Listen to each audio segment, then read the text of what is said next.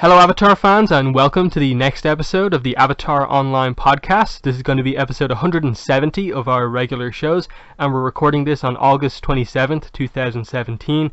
This is the official podcast for the fan site avatarthelastairbender.online.com. I'm going to be your main host, Morgan, AirspeedPrime.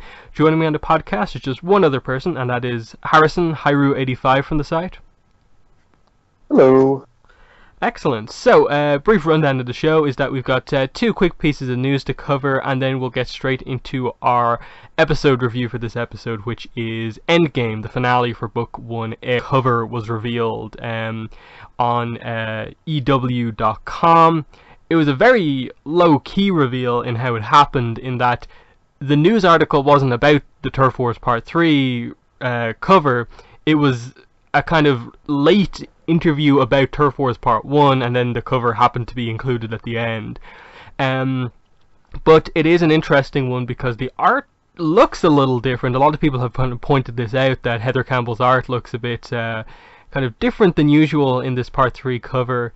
But I think it's kind of for the better, and I think it's a really, really nice looking cover. Definitely the best of the three, just because there's so many characters involved, and it just feels like the most unique of all of the covers that we've got for Turf Wars so far. But Harrison, what are your thoughts on the Turf Wars Part 3 cover?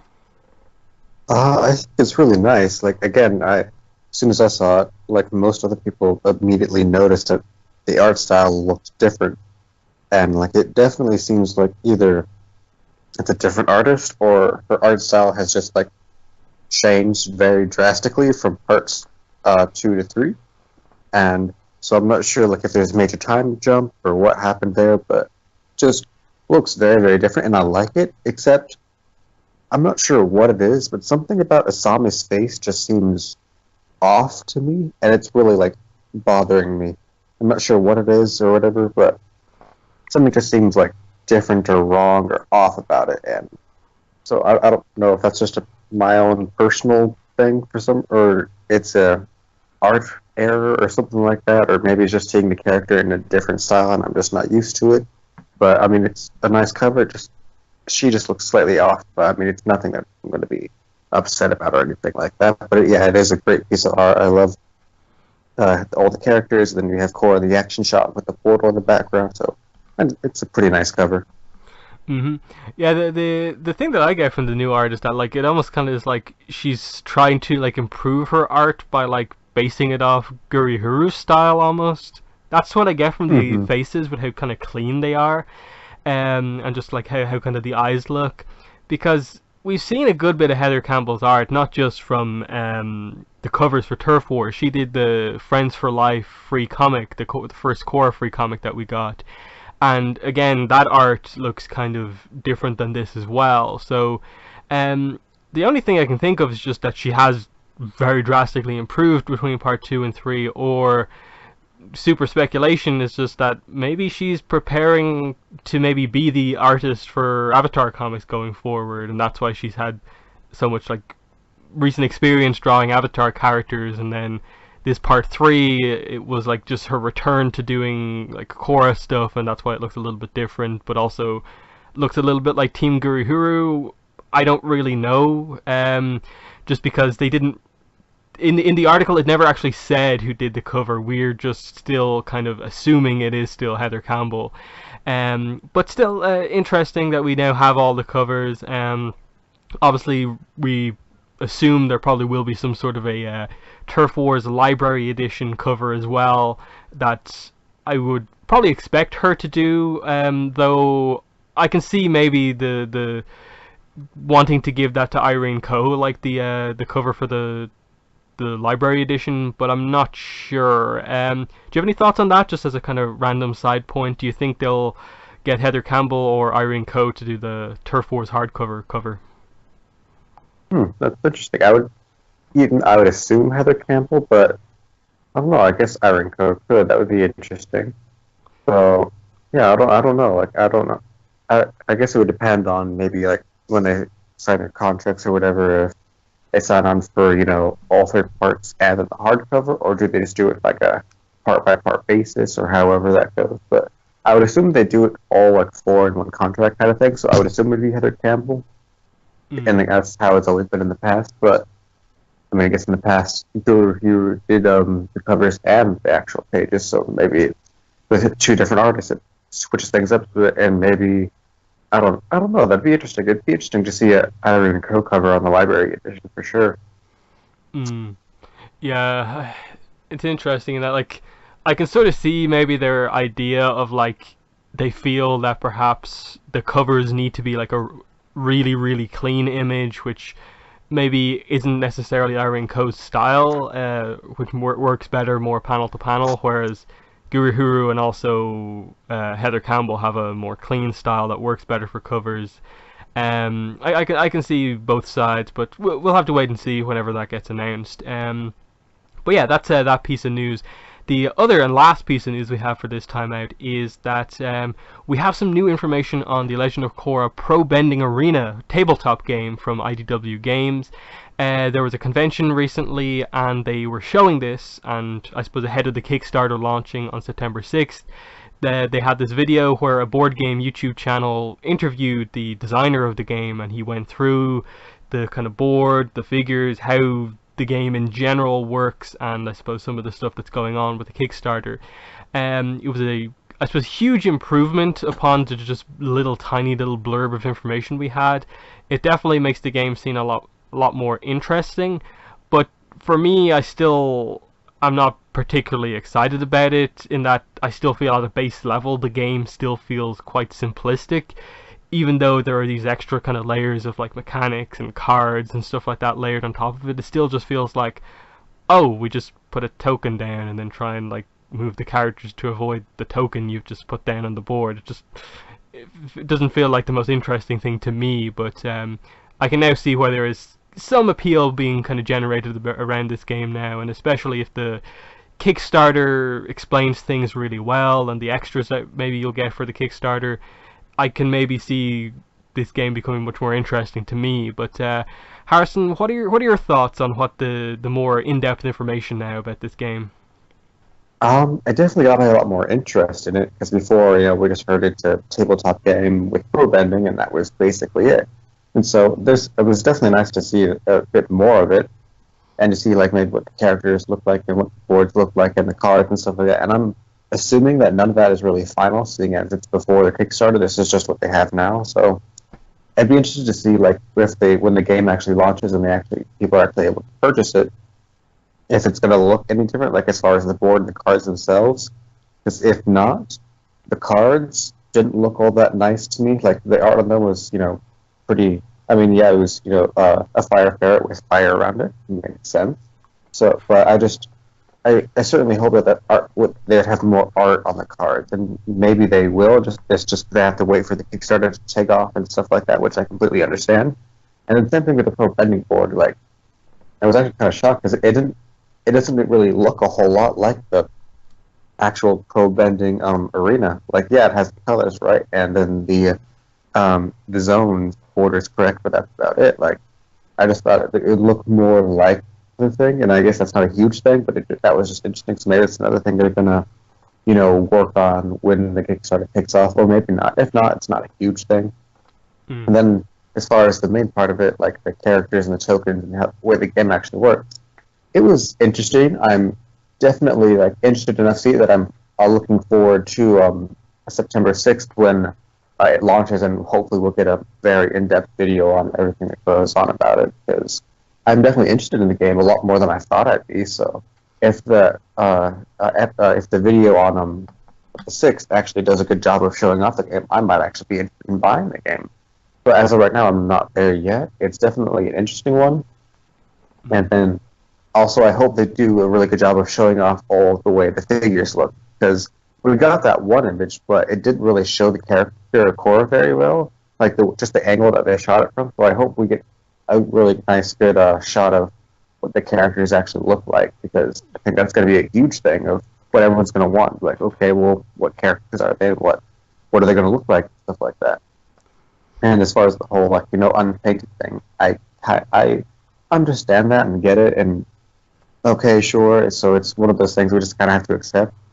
I just hope they, like, I don't know, like the way they show that white shot, or how some of the characters were just like in black, some of them were in white, and then and a whole group of them were in tan. And I kind of hope that's not how it is, because that just seems really odd and confusing. Like maybe have all the characters that are on each team like be a color, and I mean that makes sense to me, so that we can clearly see whose team is which and things like that. Mm. Or maybe have them all uh, molded in the plastic of their bending element. Like Mm. maybe if the Korra statue is completely blue and the Mako one's completely red and Bulin's green or something like that. Like I'd be fine with that, and would. But just if they're all like just a plain tan color or gray or whatever, that would just not be. I mean, it would be terrible, but I think it'd definitely be like a missed opportunity, and it would make playing the game kind of confusing because Yeah. know if you look away or if someone just walks up to see who's playing the game and how they're doing, like you can't just look at it and tell who's winning and who's losing. You're like, oh, whose character is which? Because I can't tell. So I think that definitely be like just a practical thing that makes sense to not do it that way. So hopefully they do that. So I guess like it's all just leading towards the launch video to see if it goes good or not. But so far I'm looking forward to it, but I'm cautiously looking forward to it. Yeah, there's just a lot of little things with this, like you kind of said, just the fact that like right now at least the prototypes are molded in kind of weird plastic colors. It seems like the aim is that, like the initial kind of preview image that we got, the aim is that the figures are going to be in one color, but they will paint like the outside of the bases in the element color. That was what the Korra one was like. It had like a little blue stripe around the base. That wasn't present here, and it wasn't really made clear if that will be in the main game or not. But I think at the very least we can absolutely like see, kind of know for sure that they're not going to paint the whole figure so it actually looks like the character, which I think is immediately something that's going to turn off a lot of people, just regardless of what color you mold them in.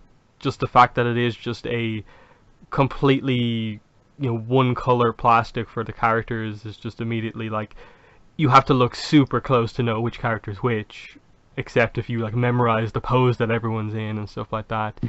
And then like with the board and like the cards and stuff like that, I think the main problem is just that it doesn't, not a lot of it like screams like it's an Avatar game to me. Like there's not a lot of like Avatar logos over the place.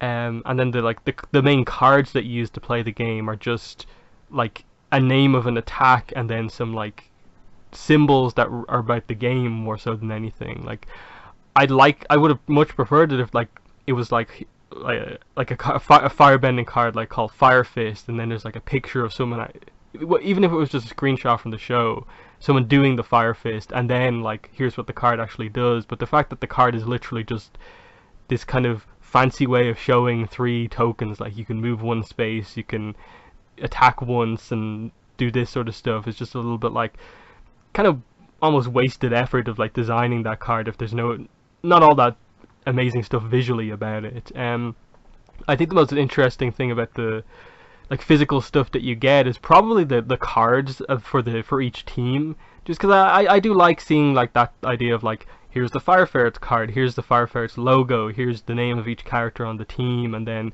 here's like a special ability that this team uses.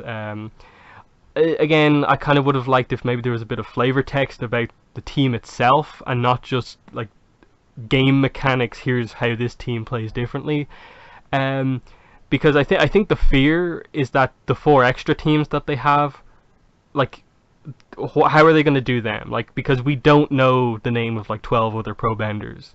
So like for the team cards for those, are we going to get like character reveal names of like these random characters that we never knew before, and like little extra insight into how these teams operate, or are they just going to be like no name teams or what like that, or stuff like that? Like, is one of them going to be like the Rabaroos, and we know that the Rabaroos have an all-female team, and we know all the characters' names on that team, but then there's like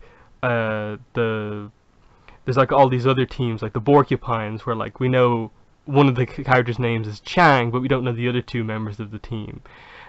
So I'm kind of questioning like how the other teams are going to work, because he said in the video that each team plays differently because of the team's special abilities. So and then because the teams are kind of customizable and they have their own kind of like, each character has their own unique like deck of cards, like how exactly is that going to work for some of the more less known characters, and especially with them being Kickstarter extras, I don't know if they'll put the same effort into them. Whereas like for me, that's one of the only interesting things probably about the game, is just like I'd actually like to just see those cards for like the other teams, like which teams do they choose, and or anything like that. And that, like, the Rabaroos make sense because we know the full team and they fight them in the show. The Porcupines maybe make sense, but then there's like a couple you could go for, but Tiger Dillos or something like that. But which team do you actually go for in the end? But yeah, I suppose, Harrison, do you have any thoughts on that? They did mention the four extra teams that would be a Kickstarter exclusive thing. I assume that will be depending on how much you back the game for. You'll get more and more of the teams depending on how much you do. Yeah, I think it's interesting. Like, I'm definitely all for learning more about more pro bending teams because like you just said, like we know maybe a few of them, and we might know names of a few more just because of Shiro Shinobi calling out their names when they're fighting. But I mean, that means you have to go like hunting through episode one, and not episode one, but season one, going to all the pro bending episodes and like fast forwarding just the pro bending part and trying to list that for the names and write them all down and try and figure out what team that's for. Like, so are they going to do it a way where it's technically all names we've heard before? We just didn't realize it because it was said one time in a pro bending match when they were like knocked out. Or are they actually like going to come up with some names, and are they actually going to be, interesting names, not just very generic names or anything like that? And then also, like, what do their character molds look like? That's going to be really interesting to see. Because like most of these characters have a one episode appearance, and then that's it. And especially for like besides the Porcupines and the oh goodness, Rabaroos? The other one, Rabaroos, yes. But like those are the ones that we actually got like a decent look at them because they had such a up close match with them. And then besides the Wolfpats, like what other teams are there that we actually got a good look at? So how are those character molds going to look from the designs and everything like that? So that's all very like interesting, but also worrying at the same time. I do like how the card decks are like customizable and stuff like that. So that's definitely interesting because that way everyone can play differently, and all the teams have their own special abilities, which is definitely interesting, And so you'd be like, oh, well, I don't want to be the Firefang, maybe I want to be the Raparoos because I like their special ability better. That would be a really interesting thing. And I'd love to see what they do with that, and if they really do something interesting with it, and maybe they will because they want people to get those extra teams, and by getting them to put money into it, which helps the game and helps everyone out. So I definitely am interested in that part, and I hope they really do actually like take advantage of this opportunity to play around and give out some information to these other pro bending teams, and also hopefully that the cards are actually really cool. Like you said, like lack of art. Like I really hope that's just a generic card that they have right now, and that when the game actually goes off, like they actually have cards with art on them, and they're all like if not only if the moves are customizable with the team, but it'd be cool if they all had like the team logo on there and everything like that. Like that would just be really cool to see. So yeah. I really hope they take advantage of that and actually do something with it, and instead of just disappoint all of us. Yeah, because like they've got a lot of like material to work with, in that like we technically do know the names of like I think it's in or around like 17 different pro bending teams, because we know at least like 5 or 6, maybe 7 from the show itself, and then the Korra video game, because it has a pro bending mode and pro bending is like part of the story, and there are like obviously they fill out a bracket pretty much, so like they introduce a bunch of other pro bending teams in that game. Again, no real depth gone into, not many names given, but outside of the team names, we don't actually know many characters. So, as far as I'm concerned, like from what I remember, we only know the names of all 3 Rabaroo members because Shiro Shinobi says the name of all 3 members. Chang from the Porcupines, and then like retroactively, we know that Toza used to be a member of the Porcupines, but that's not present day. And then everyone else is just like firebending member of this team or anything like that. So I think that'll be a very telling thing if like the other characters have names, or if they're just like porcupine fire member, and treated really generically. But yeah, we have to wait for the 6th of December to really see the full details, if stuff from this video is prototype or it's final. And I assume they'll present it in a lot more interesting way, how exactly the game works, how complicated it is, and so on. But yeah, from there we'll move into our Korra random rewatch episode for this week's episode, and that is K112 Endgame, the finale of Book 1 Air, as we kind of decided upon since we didn't have Kelly here to pick. So this episode is written by Mike and Brian, directed by Joaquim Dos Santos and Ryuki Hyun, animated by Studio Mir, and those credits are the exact same for every episode of Book 1 Air, because it was obviously a whole team project, and just they had Mike and Brian write the whole thing. But yeah, let's get into general thoughts on this episode. So Harrison, overall, what are your thoughts on the finale for Book 1? I really liked it. I mean, yeah, it has its issues, but I think for the most part it was a pretty good finale and had some nice moments and took directions that were unexpected for most people. So I think it's all right. I don't think it was an amazing finale, but it was definitely good. Yeah, I really like the finale. I think it is really good, but unfortunately, something you can't really lay a lot of Book 1 episodes is that there just is a couple of things to criticize, because it's unfortunate that the only episode from Book 1, the shortest book in terms of episode count, that you can really criticize for pacing problems and maybe being a bit rushed, unfortunately, is the last episode. Everything else, the pacing up until episode 11 is fine, and then it's just, oh no, we only have one episode to go. Everything in this one episode, and it's just boom, boom, boom, which makes it a pretty impactful, notable episode because so much happens. But there are also these questions wait, how did this happen? How did these characters get to this point? Have you really just killed that character without really saying you've killed that character and stuff like that? It's just a lack of explanation on certain things in the finale makes it kind of unfortunate, given that the rest of the book is, I think, so well fleshed out. But yeah, let's get into talking points here. And yeah, so it's such an action-focused episode. There's not too many, I suppose, individual plot points. It's just the kind of finale of everything going on. I think we'll start off with General Iroh and what he does in the episode. Because he really gets a chance to shine here. Obviously, he got defeated upon arriving in the city, and in this fight really gets a chance to prove himself.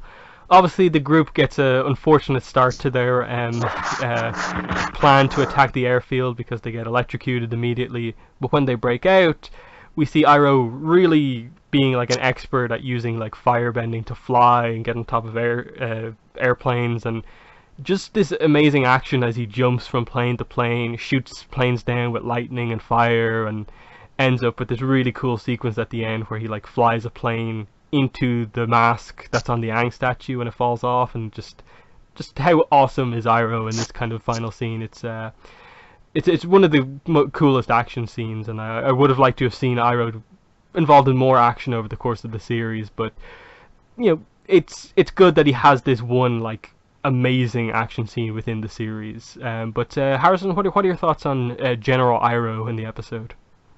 Yeah, it was pretty awesome. I remember right after this came out, there was the meme going around of Iroh Man, everyone comparing him to Iron Man, obviously, and for good reason, because he was flying around on firebending, taking out airplanes over Republic City. You can't really get much more awesome than that. So it was just fantastic. First of all, seeing Iroh actually able to kick some butt, which is great, because Zuko's grandson. Glad to see the family still going strong. But not only does he kick butt, he took down all of those planes while flying at high speeds over a huge city. It was just awesome. And then at the end, when it crashed to the mask and it knocked it off, it was just perfect. So it was really, really good. And I'm sure, like you said, and I think probably like most people, it made us a huge fan of the character of Iroh, and so we wanted to see much more of him. And unfortunately, we didn't really get any. I don't know if we ever got another action scene with him at all for the rest of the series.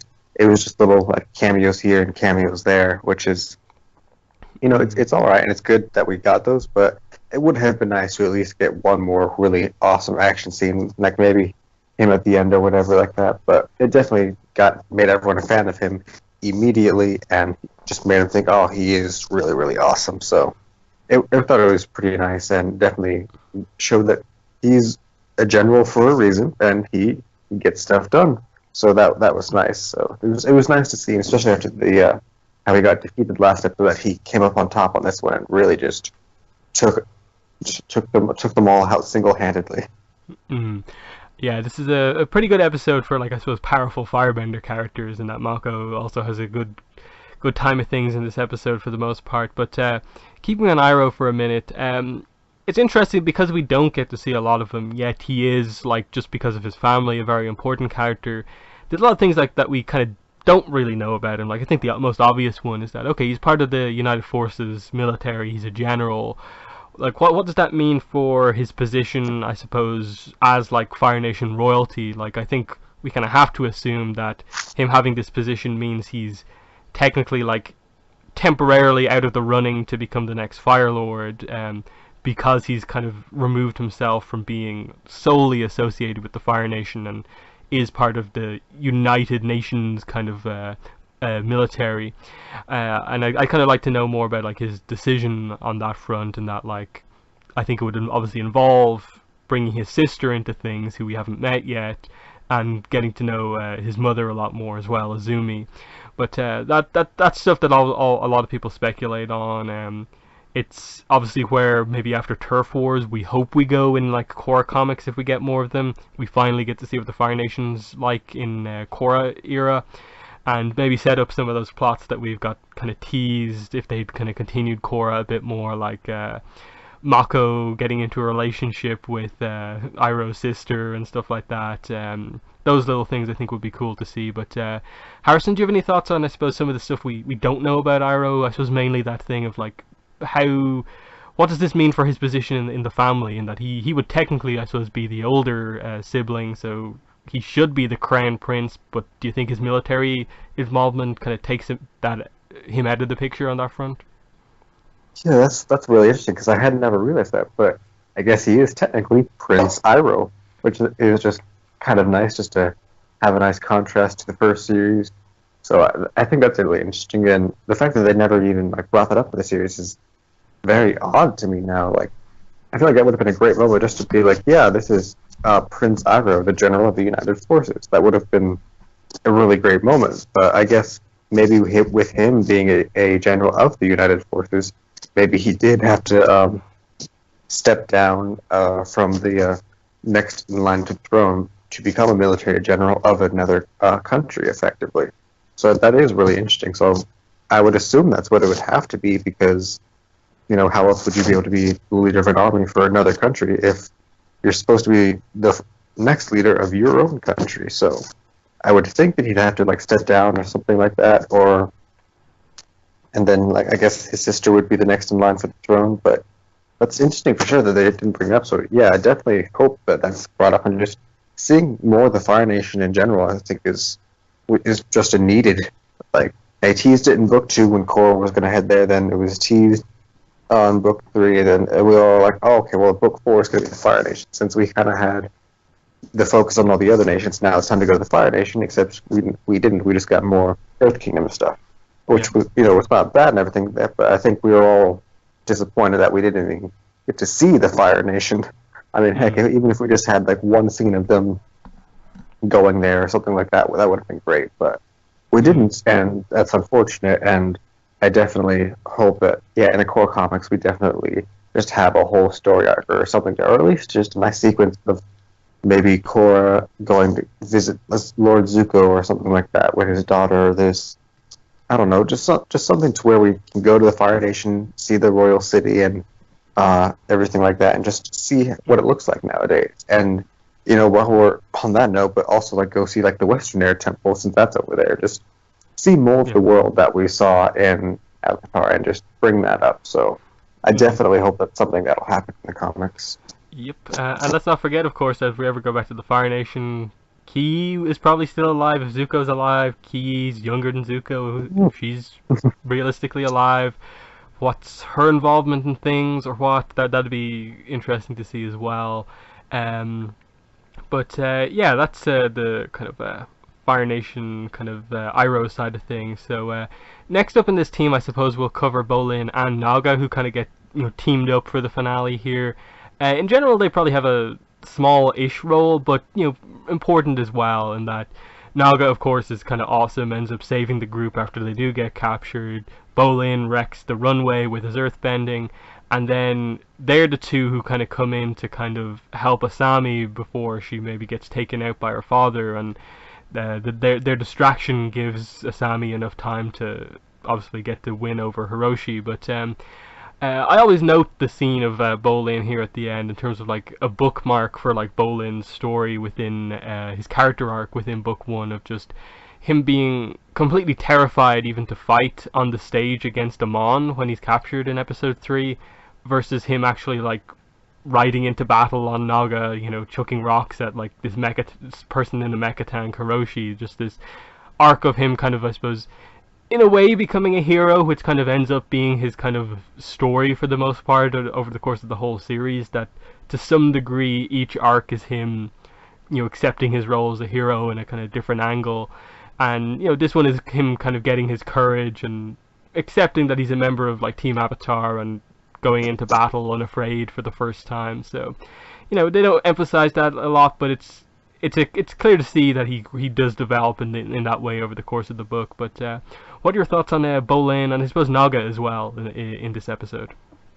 I definitely like it, especially since, and like I noticed, especially since I heard some YouTube say this the other day, but like how Naga doesn't have a whole lot to do in just the series in general. Like, she doesn't have a big role, much unlike Appa did. She's just there to be the animal friend that we had in Avatar, but she's not necessary like Appa is. And so you find her a lot of times being sidelined or just kind of being there just to be there. So it's nice that she actually, was able to do something, and she actually was the one that broke them out of prison. I thought that was great, and it was just nice to see her just break the bars out of sheer strength, which was just like terrifying but awesome. So it's always nice to get more Naga when she's actually like doing something to help with the plot and not just being there to be there. So I definitely like that. And the Bolin stuff was good. It was great. Like, I like how there's like, yeah, we need you to tear up the runways. He tears up the runways. We're good to go. And then yeah, he charters on Naga's back towards Hiroshi, and it basically saves Asama, which I think is great. And like you said, it's really great compared to when he saw Mon. He was just terrified. So it's definitely does show a progression of the character. So I think that's just fantastic. And it's just a great moment because like he's just throwing rocks, holding nothing back, and it's just a really good Bolin moment. So I really like that because like in finales, a lot of times, especially when their finales are in what I often things feel a little rushed, it's really easy to feel like some characters don't have anything to do or they're pushed aside just because we don't have anything to do with this character. But in this finale, everyone really gets a lot to do. Everyone really kind of has their own moment, which is actually really, really great because you don't always get that a lot. Like, I mean, I'm pretty sure almost every single major character has a nice moment where you can at least call it a win. Like, even Tenzin has the moment where he knocks down Mon, which I would consider a win for sure. And then all the other characters, of course, have their own moment. So it is really nice to see all of the major characters get a shine in the finale because that doesn't always happen a lot of times in finales, especially when things are going so quickly and they need to accomplish so much in such a short time. Like, they could have easily just skipped over Naga, maybe they got out a different way or something like that. But it was nice that they tried to get everyone their own moment to shine. And Bolin's was definitely great, and I do really like how you can see that progression of the character. So I thought Bolin and Naga was fantastic.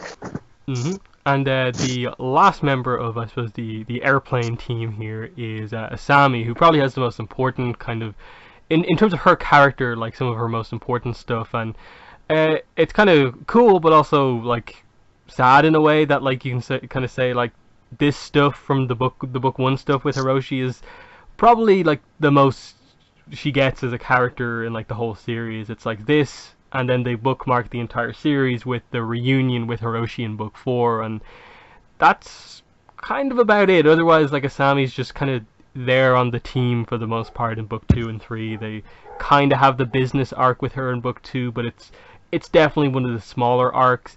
Here, though, it obviously relates very heavily to episode 7 and her decision to actually side with Team Avatar over her father, kind of showing that she knows kind of right and wrong, I suppose, better than Hiroshi, who's gradually kind of losing his mind, kind of in terms of how much he believes in Amon's cause. And you see that here in the conflict between the two of them, that the way he talks to her, like Hiroshi talks about, like, Asami, like, when will you come to your senses? And then when he finally realizes she's not going to change her mind, he's like, there's no saving you, and kind of actually just goes to kill her.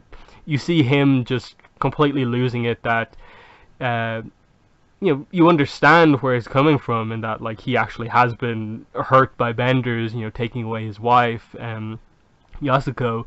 And but I also like that Asami brings up that their mother wouldn't want him to be like this, that, like, would hate him for what he's doing right now, kind of in her name, and that he's kind of lost sight of, like, loving the Yasuko because of everything he's done.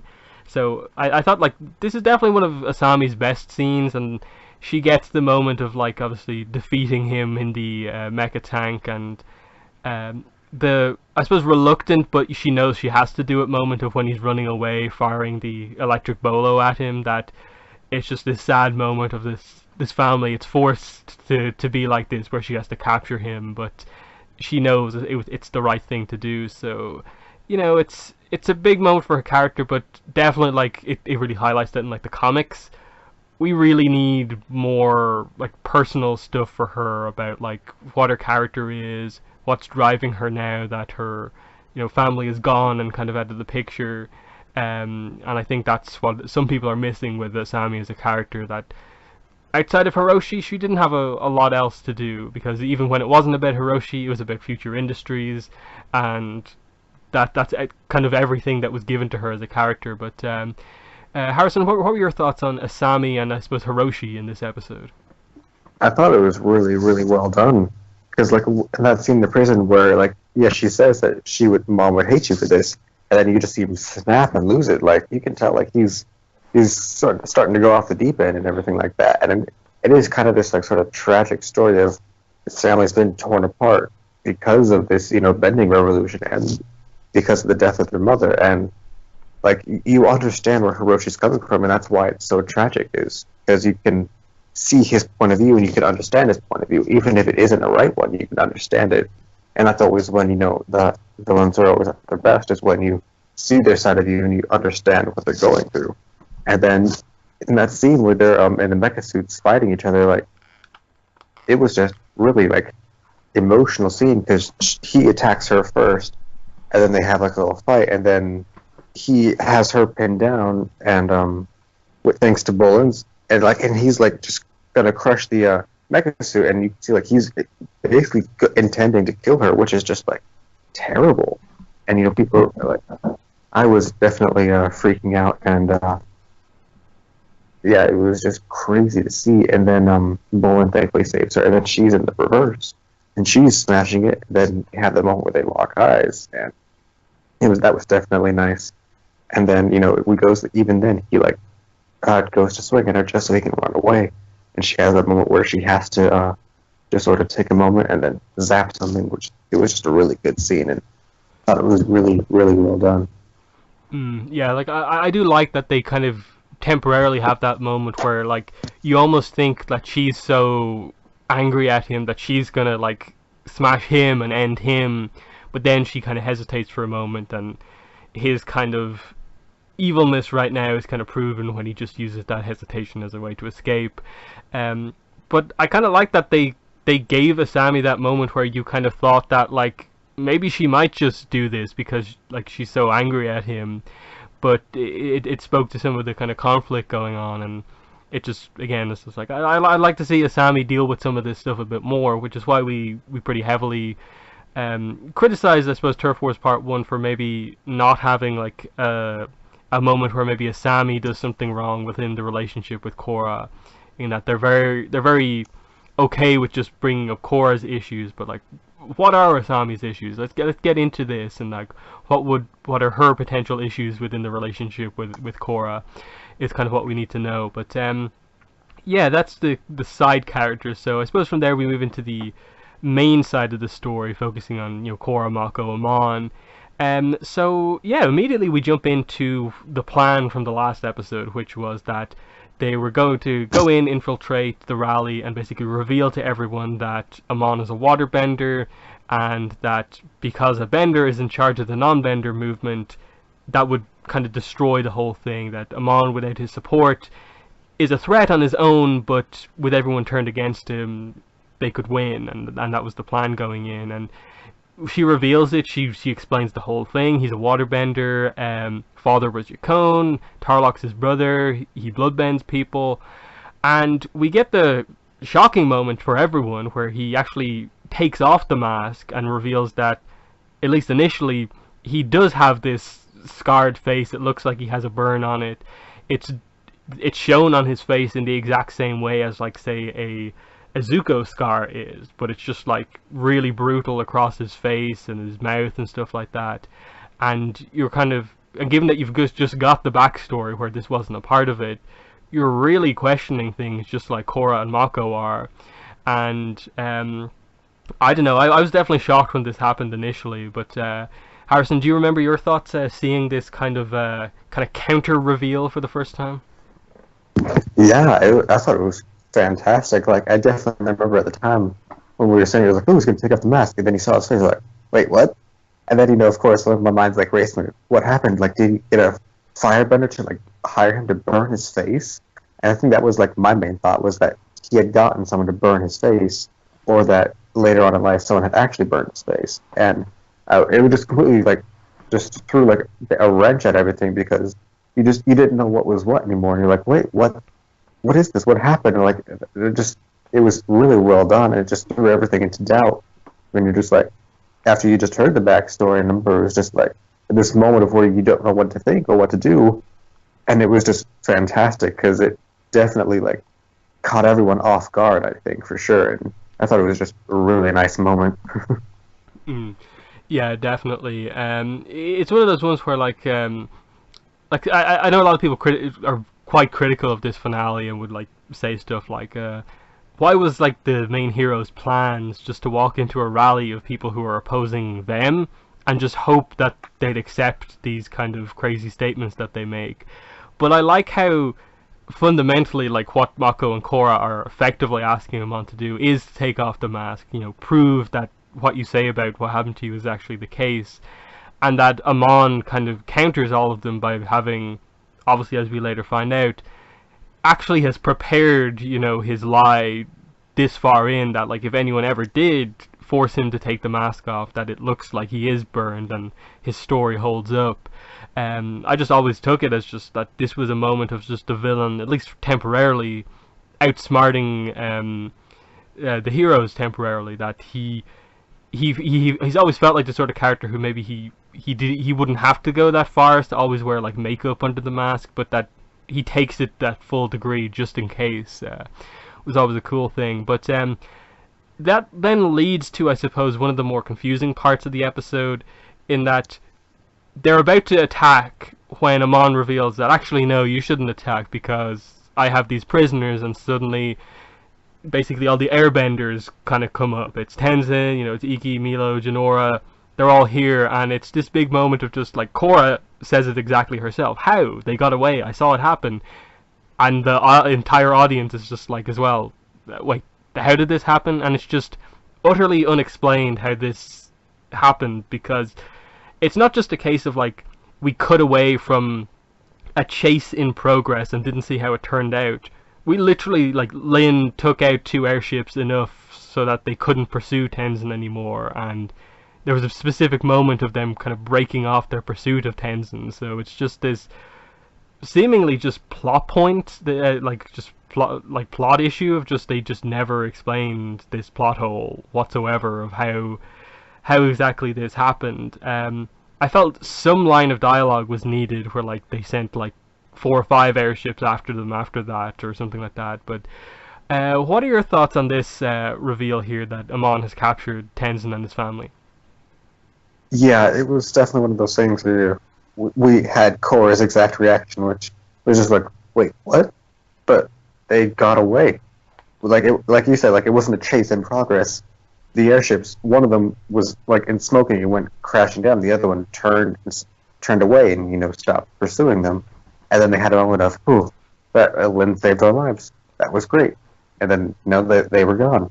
So I think it definitely needed a moment where when maybe Korra is like freeing Tenzin, she could have been like, "How'd you guys get captured?" And like right after like Lin took down those airships, he sent all like so much more came after us or something like that, or maybe they like some came up from the mountains on the other side and like cut them off or something like that. Just something like that, saying that more like that they sent more airships right afterwards and we just didn't see it.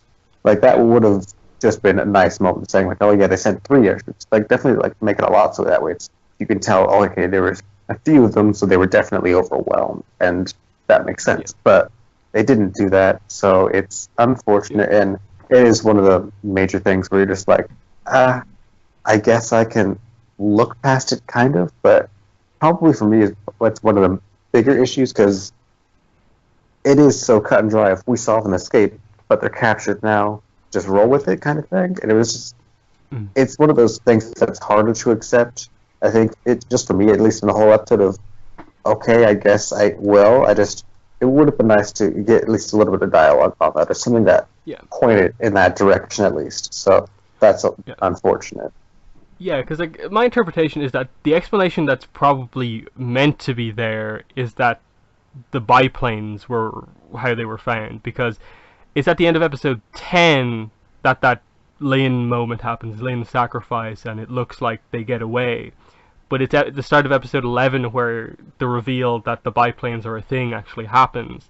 So they're quick enough, much quicker than like airships, that like if they actually sent a group just in the direction Tenzin was flying in, they kind of would have found them. Like that would have been fine if they just kind of said that, like, oh yeah, like you saw them run away, but that was before I unveiled my biplanes or something like that. That would have been, I think, enough. And I think just with the timeline stuff, that's what it's meant to be. But just no explanation given makes it really, really weird. But anyway, what happens there is that the fight actually starts. Mako kind of surprises everyone by just shooting lightning down onto the stage, and then we get a really cool attack scene as like Mako and Korra run using firebending along a wall, and they free Tenzin. We get the reveal here as well that Pema and Rohan are like somewhere else, but they are safe because obviously they're not benders, or at least known to be benders, so there's no need for them to be on stage. And this is where we get the cool moment where Tenzin in this whole season is the first person to get a proper hit in on Amon as he takes him out with a really cool kind of low sweeping airbending kick, and he's knocked off stage, and this allows everyone to kind of escape. And what they do is that Mako and Korra are the ones to kind of, they plan to stay in the building to kind of fight him on as Tenzin and his family gets away. So some really cool stuff here as just a brief fight that basically Mako and Korra overwhelm everyone else except Amon, and then Tenzin being freed is enough of a surprise that Amon gets hit, and potentially shows that like he has very little experience fighting airbenders, and so it's kind of a weakness he has as a fighter. But really cool stuff overall. But Harrison, what are your thoughts on this kind of little action set piece that happens here? I thought it was great. It was just nice to see like Mako just like, it was just great when you're watching all of a sudden lightning is like, oh yeah, that'll work.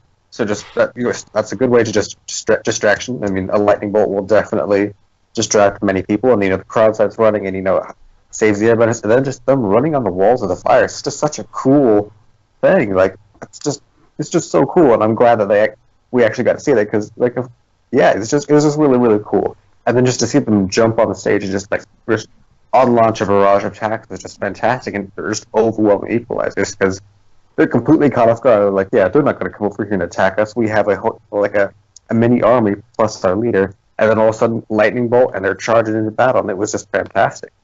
And I really like how I didn't really think about it, but while Korra's sitting there freeing Tenzin, Mako is holding them all off, which I Yeah. think is fantastic because like that really just shows what a powerful bender he is. Like there were quite a few equals there, including the lieutenant and Amon, and Mako was able to hold them off long enough for Korra to free Tenzin and all of the kids. Like that was like great, I guess. And I'm gonna guess after she freed Tenzin, he jumped in and helped. But it was just shows just how powerful Mako is, and we get another moment like that later in the episode. Like yeah, he takes charge basically immediately with just lightning bolt, jumps into action, and then just unlaunches a barrage of attacks. And it also just shows a testament to their sort of pro bending of how in sync they are as fighters. Is they don't have to sit there and discuss, what should we do or anything like that. They can just both jump into action and kind of know what they need to do and everything like that. So I thought that was great. And then it was really, really nice when Tenzin freed how he took out the airbenders, and you can see like Amon jumping around because what we've seen this whole scene of him being able to dodge, all the attacks that come at him.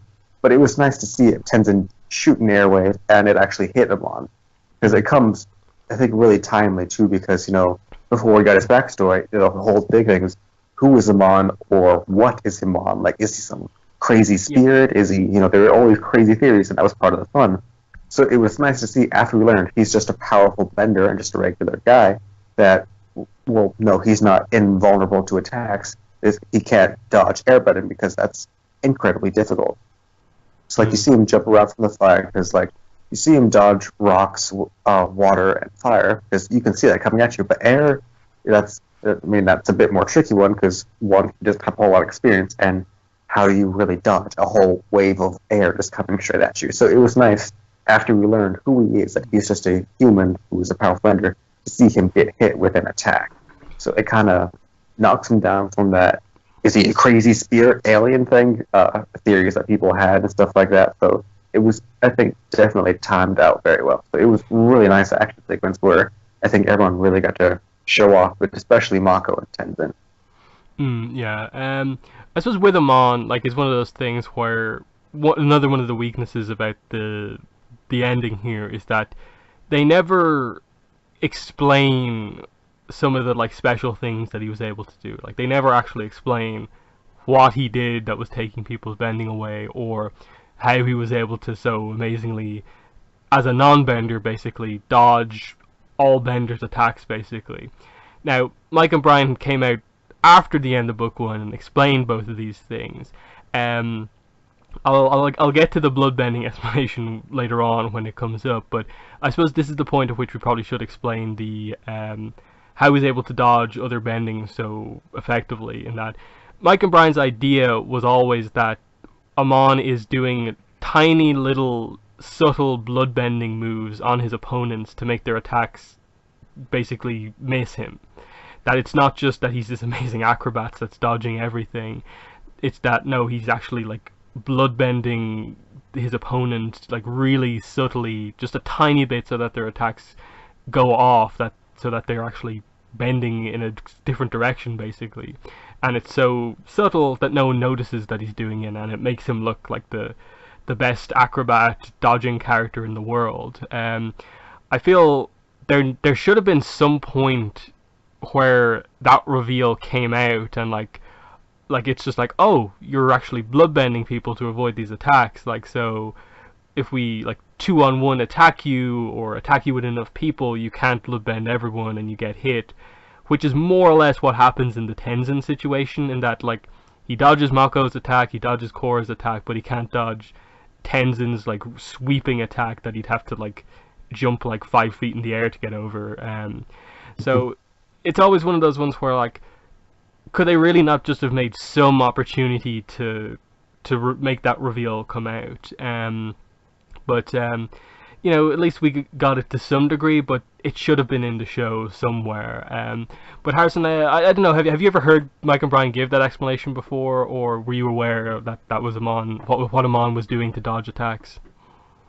I hadn't heard Mike and Brian say that. I had heard a few like fans talk about maybe this is what he's doing, but it was always just speculation. So to hear them say that, actually, I do like, because I mean it makes a whole lot of sense. Again, humanizes his character, so he doesn't seem like this crazy, again, like spirit that we all like people have theories about and stuff like that. So it's nice to, and yeah, it would have been nice if they had maybe foreshadowed that, or maybe like if you rewatch the series, maybe you can kind of tell, like you can kind of see subtly, like him bloodbending people, like maybe in a moment here and a moment there, or something like that, or like even just have a character be like, hey, like kind of noticed that something felt weird about that fight, like even if they just had a conversation, like maybe Mako and Korra, like I don't know, have a discussion or something like that, like after they fight him on or something like that, like they just kind of have a move where they're talking about, like, something felt weird about the fight, like, and just them talking about like how they don't know what it was, and then maybe after Korra gets bloodbended by them, they kind of have a realization of he was bloodbending us, and that would have been a really nice thing to just sort of have a realization of that's how he was able to dodge attacks, is he's going to go left, so he makes their attack go right, and stuff like that, and so it really would make the character just a lot more, it just humanizes him a lot, because it's like, oh, so he's not this crazy, insane, acrobatic. He's just, he has, acrobatic skills, of course, but he uses his bloodbending to help accentuate those skills, and definitely, like, it does in a way to help his fighting, so it makes a whole lot of sense. And, I mean, I guess they kind of, sort of, threw a lot of dialogue in that direction when they're talking about how, when they first learn he's a bloodbender, they say, if they try to fight him, that he would just redirect everything with his mind, but even that's not really a full-on explanation of what he's doing at all whatsoever. Like, that can only be interpreted, well, maybe they were trying to refer to that, but they didn't just come out and say it, and I definitely think they should have, because that would have been a cool element for everyone to know about, for sure, about his character, that he's not this crazy gymnast, he's just a dude who's a bloodbender. And he's a gymnast, but yeah, his bloodbending helps that along and stuff like that. So it's definitely a nice reveal, especially it is from Mike and Brian, that it's what's actually happening. It just would have been nice if we had at least one or two moments of seeing at least slight hints to that's what was happening. Mm. Yeah, I think they say that in one of the episode commentaries. I'd have to rewatch some of them again. It might be the episode commentary for this episode, where they say it, but it's definitely official that it comes from one of the creators that was the idea. But yeah, we get to then probably one of the more shocking parts of the episode, where we're only halfway through the episode, and Mako and Korra are hiding in a room from Amon. He walks in. We think he's going to leave, not noticing that they're there. Bloodbends both Korra and Mako, and then just like that, takes Korra's bending away, and we're only halfway through the episode.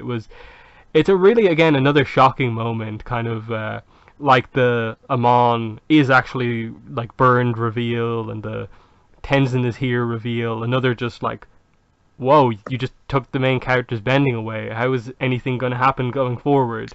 They've just been defeated. And again, halfway through the episode, this isn't a like end of season kind of cliffhanger thing. There's still time to go, but our main character has been taken out more or less here. So, what were your thoughts on this moment, Harrison? Do you remember your initial reaction to this one? Yeah, I thought it was definitely one of those things where you're caught off guard, because I remember in the preview, like for the promo for this episode, you see like the moment where Korra closes her eye, and then we're like, yeah, she's gonna open it. It's gonna be glowing, avatar state, airbending, something.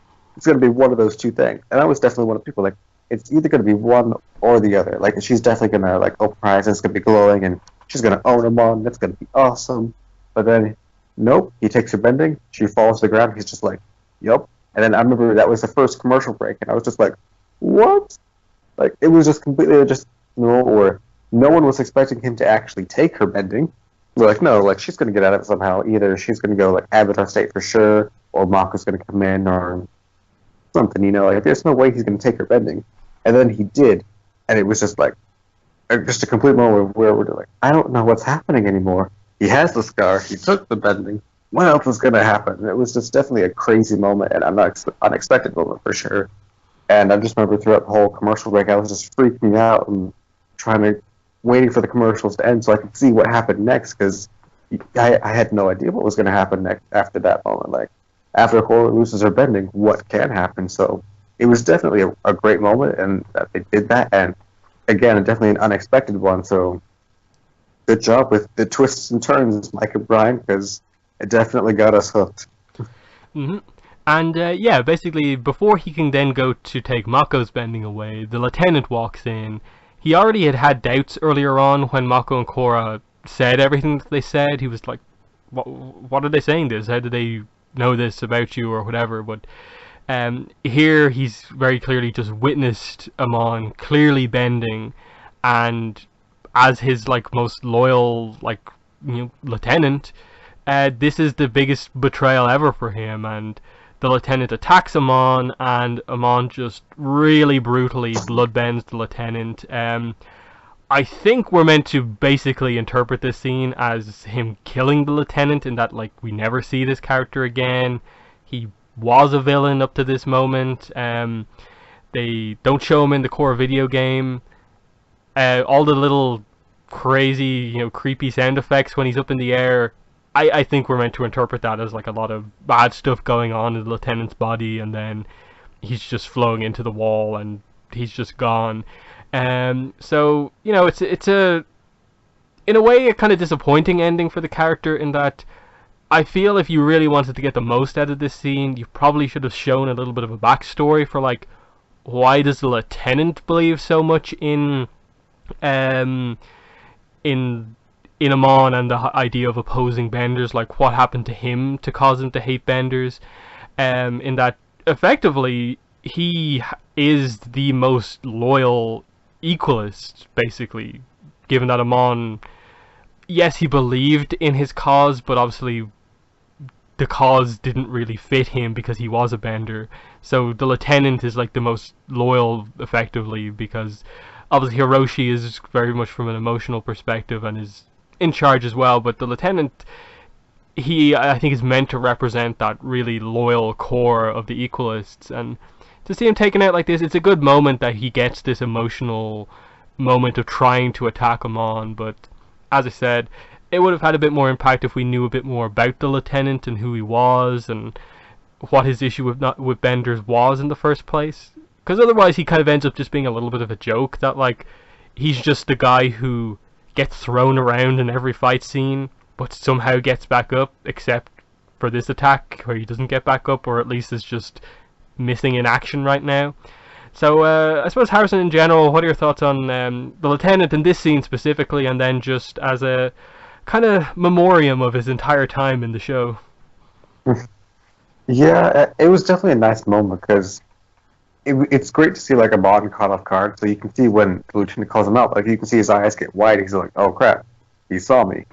And so that was definitely nice to see, like Amon, like after so much like win, I guess they like he has one moment where he was caught off guard and unprepared, and so that was nice. Then see the lieutenant like feel so betrayed. I thought was great. It's like that was one of those things where like, man, I want more of this character. Like, let's get more of their history together. And exactly, like, when did they meet? Like, when did they start the bending revolution? Did they start it together? And like, how long has it been going on? And things like that. Because like, that's just really interesting. I would have loved to have seen like so much more on the lieutenant now, just because of this one moment. You really get a sense of, like he said, like he dedicated his life to it. So it was just really great and a good moment for him.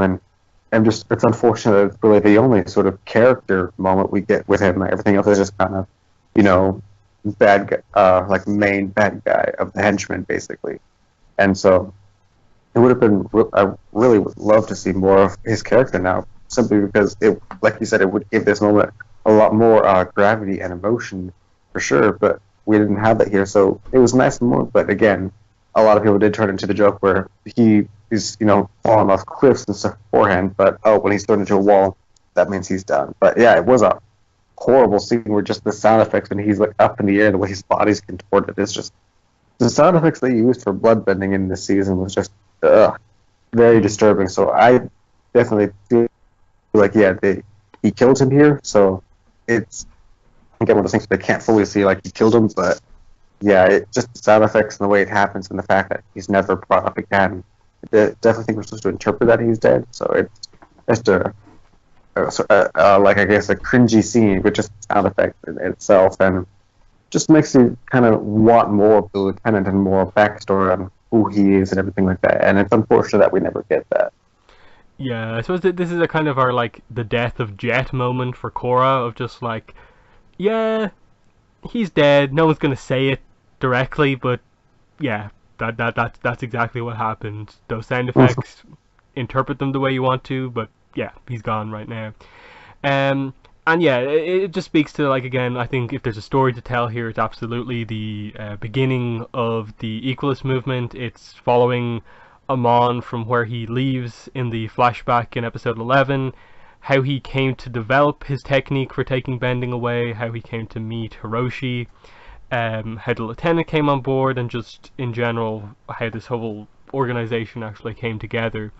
There's a lot of interesting stuff there in that you can obviously cover it from all three of these characters' angles of, like, we care about Noatok, we know, stuff about what happened with Hiroshi. It would be really interesting to, like, maybe get, that moment of, like, what when it happened, the death of Yasuko, and how that affected him and Asami, and how he came to hate benders. Like, that would be a nice journey to see him go on. And then the brand new section of that story would, of course, be the lieutenant, and, like, why does he just go by the lieutenant? Like, does he keep his name a secret because he knows he's part of this organization that the leaders in the city consider to be, like, a more or less a terrorist group, or is there something more meaningful to the fact that he technically, we never know a name for him?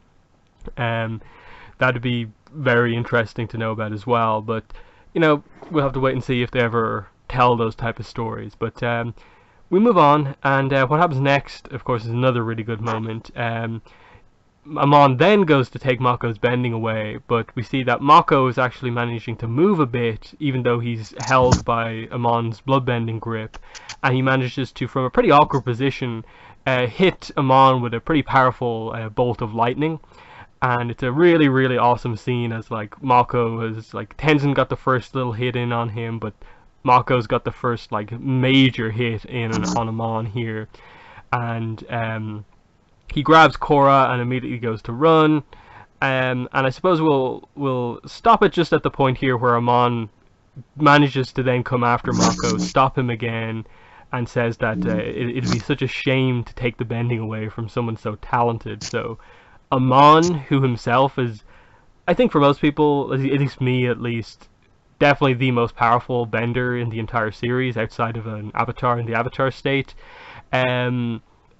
For him to praise Mako for his skill and talent at bending is one of the biggest, like, pieces of praise you can receive as a bender for me. So this is just an overall great sequence for Mako of just, he's our first character to break through the bloodbending grip and get a hit in on him, and getting this praise from the villain who, we wouldn't feel like he's the sort of character with the power he has to praise anyone, but he does with Mako, and I think that's very telling, and it speaks to the fact that I feel that Mako, within the fandom, when it comes to power level discussions, he's probably one of the most, like, underrated characters when it comes to that sort of stuff, that no one really considers him in any way in the discussion when it comes to, like, really powerful firebenders. He's kind of, like, brought up initially and then immediately kind of sent away, but I definitely keep him on a bit more, if not just for, like, moments like this where, like, you have a character like Amon praising him like this. But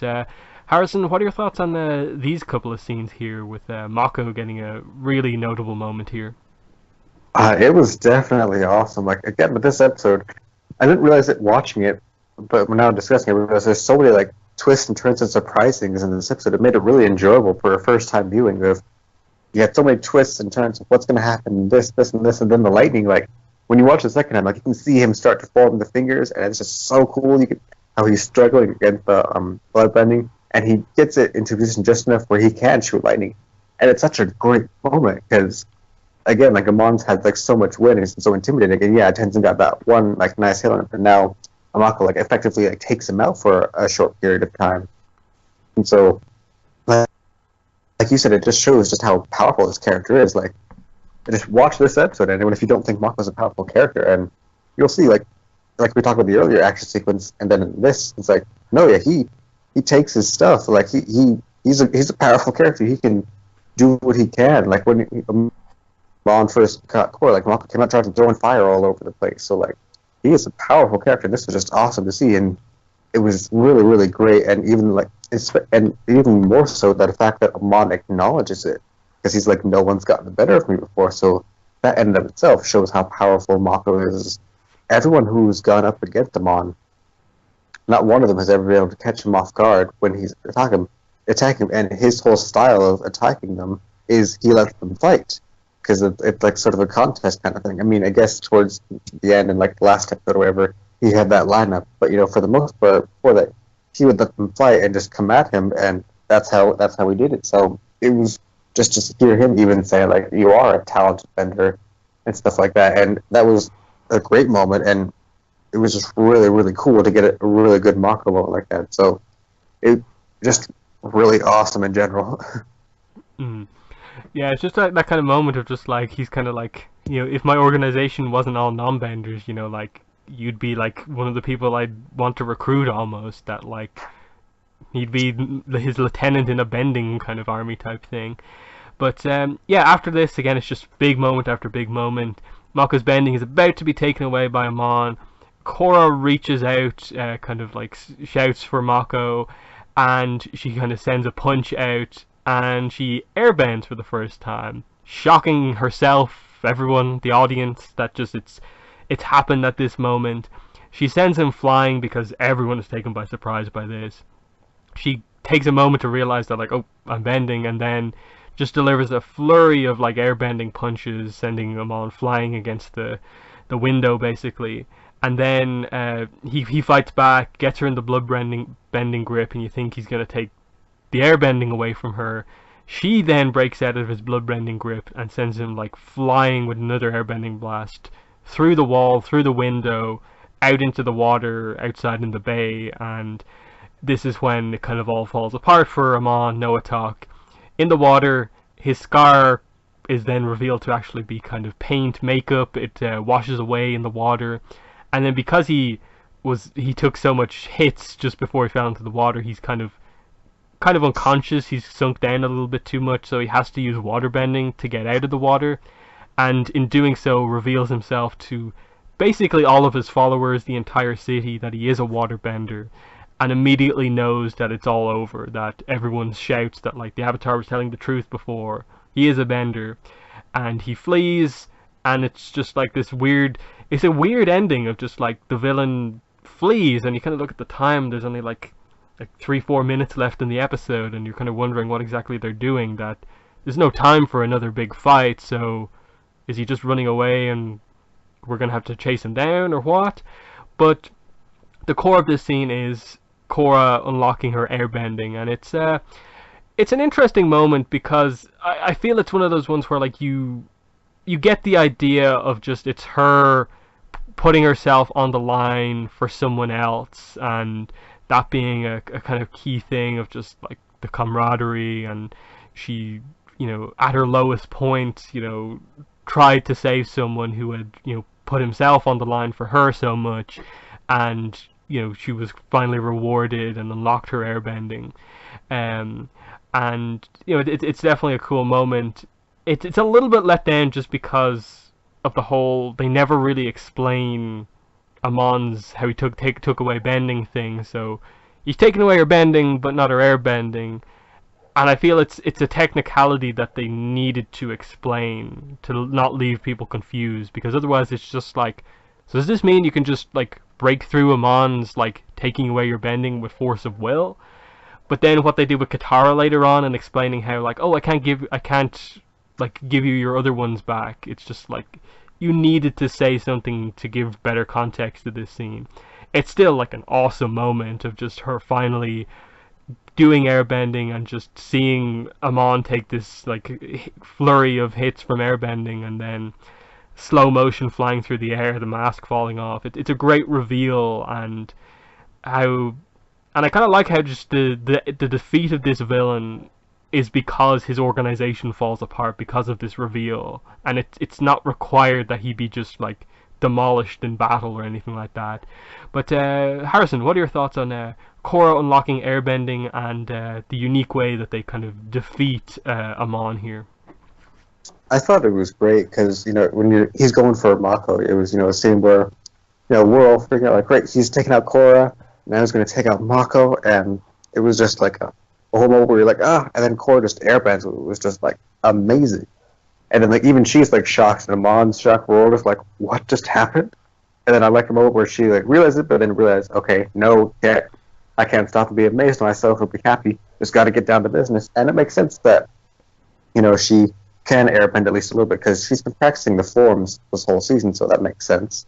And that she would at least have kind of know what moves to do or whatever, even if it is her own style. So it was good to see that, yeah, she just because she unlocked airbending, you don't see perfect airbending forms, still kind of Korra style, just with airbending, and how since she had that first advantage of him on, it takes him out and stuff like that. And then the moment where he grabs her again, but she was able to break through it just enough to send another attack, which was fantastic. So I just love seeing the whole airbending unlock thing because I was one of the people who thought either we're going to get Avatar State or airbending. I didn't think we were going to get both, and we eventually did. But so I thought, okay, airbending, cool, great. We were building for this the whole season. The season's called Air, so it makes sense. And I thought it was a great moment. And as far as the whole bloodbending thing, how I've always looked at it after thinking about it for a while is he blocked her 3 elements because that's what she had at the time, and you can't block airbending because she didn't have airbending at the time. And then she only unlocked it after he had already bloodbent her. So that's how it makes sense in my mind. And I get that that's not like a universal thing, or whatever. That everyone kind of has their own way of just sort of analyzing it or kind of just looking past it. Because it is one of those things where we don't know how Amon's techniques work. So everyone just kind of has their own interpretation of whatever works best for them. And so that's just what works for me, is that she didn't have airbending before, so he couldn't block it. And then she unlocked it afterwards, so therefore it's not blocked. So that's how it works for me, and again, everyone has their own interpretation of it because we don't have a set-in-stone way of how it works. So yeah, it is kind of bothersome that we don't get an explanation of what happens with this bloodbending, because that's always one of the biggest questions we had is how does he take people's bending away? Oh, he does it with bloodbending. And so I guess the way that most people kind of just sort of looked into it is that it's kind of like cheap blocking, but just in a permanent way, I guess you could say, but kind of different because Korra is still able to airbend. So it's just one of those things where I'm not sure exactly how it works, but it works like that, and I guess we just kind of have to accept it. And so it's probably, again, one of the biggest things of season 1 that's kind of criticized is we never learned how Amon was taking people's bending away. And it is unfortunate, like even in like the art book or anything like that, we could have gotten some sort of discussion or in the commentaries, but unfortunately you don't really get a whole lot on that, which is too bad. But like I said, like everyone kind of interprets it their own way to best understand it. And then just the way Amon's revealed to the crowd outside was fantastic, because you see the mask flap and he falls into the water, and then of course you see the his makeup for the scar come off, and it's like, oh, so it's a fake scar, okay.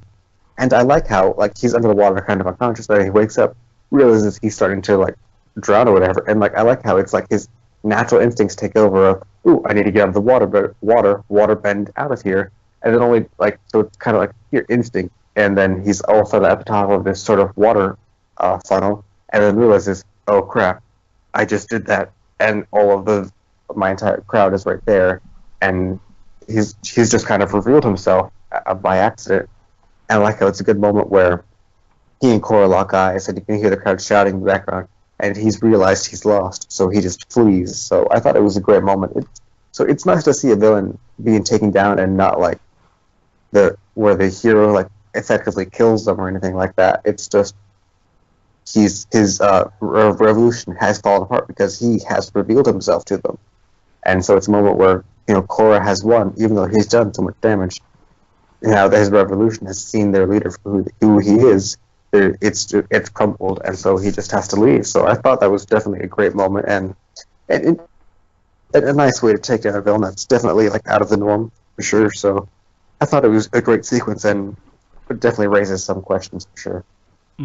And yeah, we just go from big moment to big moment, shock to shock, and the next one's pretty big. So Amon from there basically goes and frees Tarlok from his prison cell. He kind of apologizes to him for everything he had to do to accomplish his plan. They both kind of bond over the fact that they've both now realized that they've kind of ended up doing exactly what their father wanted, effectively trying to take over the city, get revenge against the Avatar. but they now both want to start over. And when we cut to the next scene, they're on a speedboat, heading away from the city. Noah Talk's driving, and he's happy. He wants to start all over again. And Tarlok, you can see there's kind of something different about him. He's kind of looking around. He's kind of just agreeing with everything Noah Talk is saying. He grabs one of the shock gloves that's on the boat, opens up the fuel tank, takes the cap off the fuel tank, puts the shock glove over it, and activates it, which obviously blows up the speedboat, killing both of them. And it's, I think, the last thing anyone expected them to do on a Nickelodeon show. Admittedly, Korra up to now had been a little bit more darker and more adult than Avatar for the most part, but I don't think anyone expected like a double suicide murder kind of thing to happen like this. And then obviously there's just the shock of it happening, but then like you actually go back and interpret it, and it's kind of like, why did they do this? And then you really look back at the details, and you see that just prior to Tarlok activating the glove, Noah Talk, you see the tear go down his face, and that like he kind of knew this was going to happen. And there's an idea of like they were never actually going to start all over again. This was kind of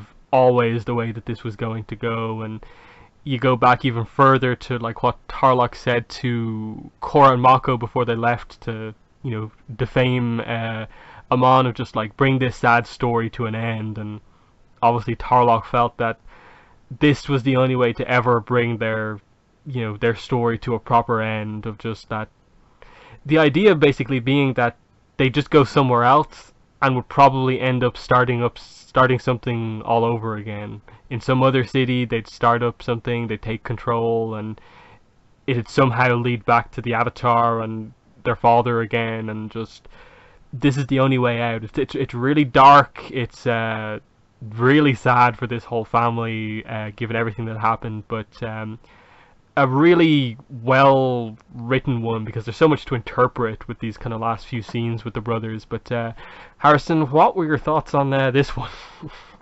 Yeah, it was definitely something where I didn't expect at all, because when at first, Noah Talk goes to get Tarlok, it was like, oh, okay, I kind of like where this is going. And then they're on the speedboat, and they're talking about where they're going to go, and I was like, oh, so is this going to be a sort of a serious thing of maybe they're going to pop up once in a while and be like maybe even allies or something like that? Or there's all kinds of crazy thoughts going in my head of what's going to happen for the rest of the series. Or we're going to come into Noah Talk and Tarlok, with Noah Talk being this incredibly powerful bloodbender.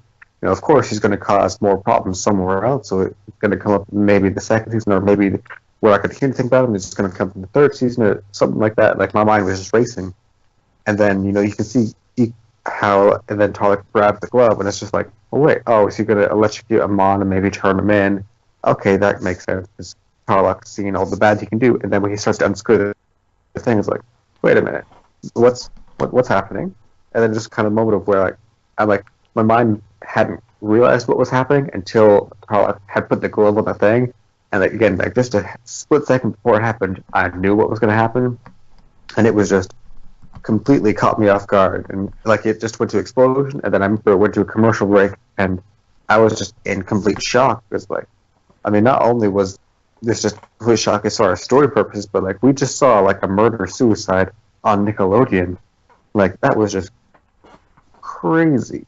And I thought, but it was really well done. It looked like, when you look back on the scene and rewatching it, you can see Tarlok's just sitting there, and he's just kind of all just kind of going along with what Noah Talk's saying, and just yeah, basically. And I just thought it was really, really well done scene. And again, it does show that the first season, a lot of the writing of it is done really, really well, because it's just the whole scene itself, I just love everything about it, because it's so simple and so well done. Where you just see where you're sort of seeing Tarlok's point of view, and he's just looking at Noah Talk, and he looks down at the gloves and looks back. Then you kind of see what's kind of going on in his mind and everything like that. And just the way there was barely no music at all. Then after the explosion, it's just kind of the silence was just really well done, and just I thought really, really powerful too. And you kind of get what Tarlok's coming from. It's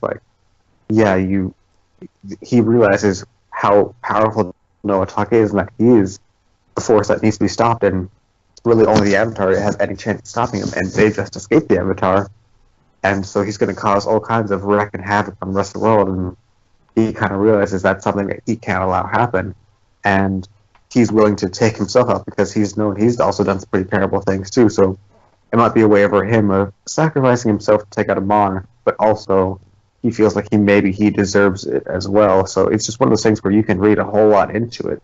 And then again with the tears, everyone's thinking about what was happening. Did he know Tarlok was going to do this? Did he not? Did he feel like it was about to happen just before it did, or what? So I feel like there's a lot you can interpret with it, and I think that's just fantastic because it's just such a great scene and so well done. That's when I think a lot of us really realized, because you could tell that Korra was definitely more mature than like as far as the storytelling than Avatar was, like just the way the storyline was and the characters were. But then this really like sold just how different of a series it was. We just saw like two characters like died in an explosion, and it was just crazy. And I thought it was just really well done scene, and I really really liked it a lot.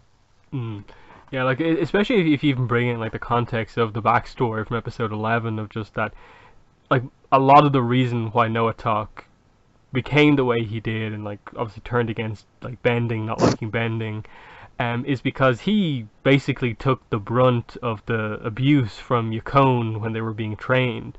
Tarlok ended up, getting away quite lightly just because, Noatok was the more talented one, and Yukon over time lost faith in Tarlok, so he didn't put much effort into him, and just it was all on Noatok. And so to some degree, like Tarlok is maybe thinking that like Noatok is this way because I kind of benefited from not taking all of that abuse from Yukon, whereas he took all of it. And there's just so many ways to like add to this, and it's one of the few kind of moments where just like I like that they're not overly wordy with any of this. They don't have the two brothers talk about like this is why we have to do this, this is why we have to do this and stuff. It's just like no, they're just talking very generally about like starting over again, doing stuff differently, but then Tarlok just ends it like that. I kind of like that it's left completely open, but there's enough there to go a few different ways with it depending on what way you want to interpret it. So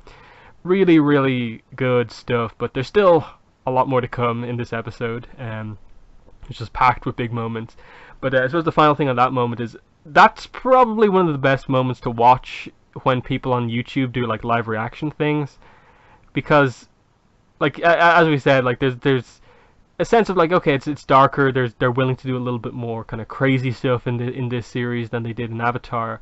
But then there's just watching people gradually watch this scene, and then the moment where they realize that like what's he doing with the fuel tank, and then their reaction when you cut back and see the explosion.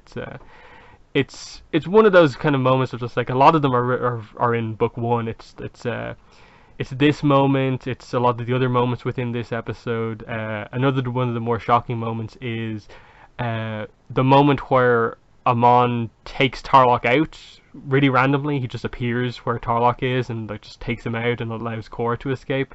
That's another shocking moment that's good to see reactions to. Yeah, we then cut to obviously dealing with the aftermath with Korra. She has her airbending, but the other elements aren't coming back. And even after a big healing session with Katara comes out and says that there's nothing she can do, that the other elements, they just seem to be severed and gone. Now, this is where I suppose we'll bring in the explanation that Mike and Brian give about how exactly Amon took bending away. I believe they initially said this in an interview after the series, and then have, I think, explained it a few more times in other interviews. Basically, it comes down to their interpretation of Amon's technique was that it was effectively reverse healing. And that's how he was like cutting off people's connection to their element.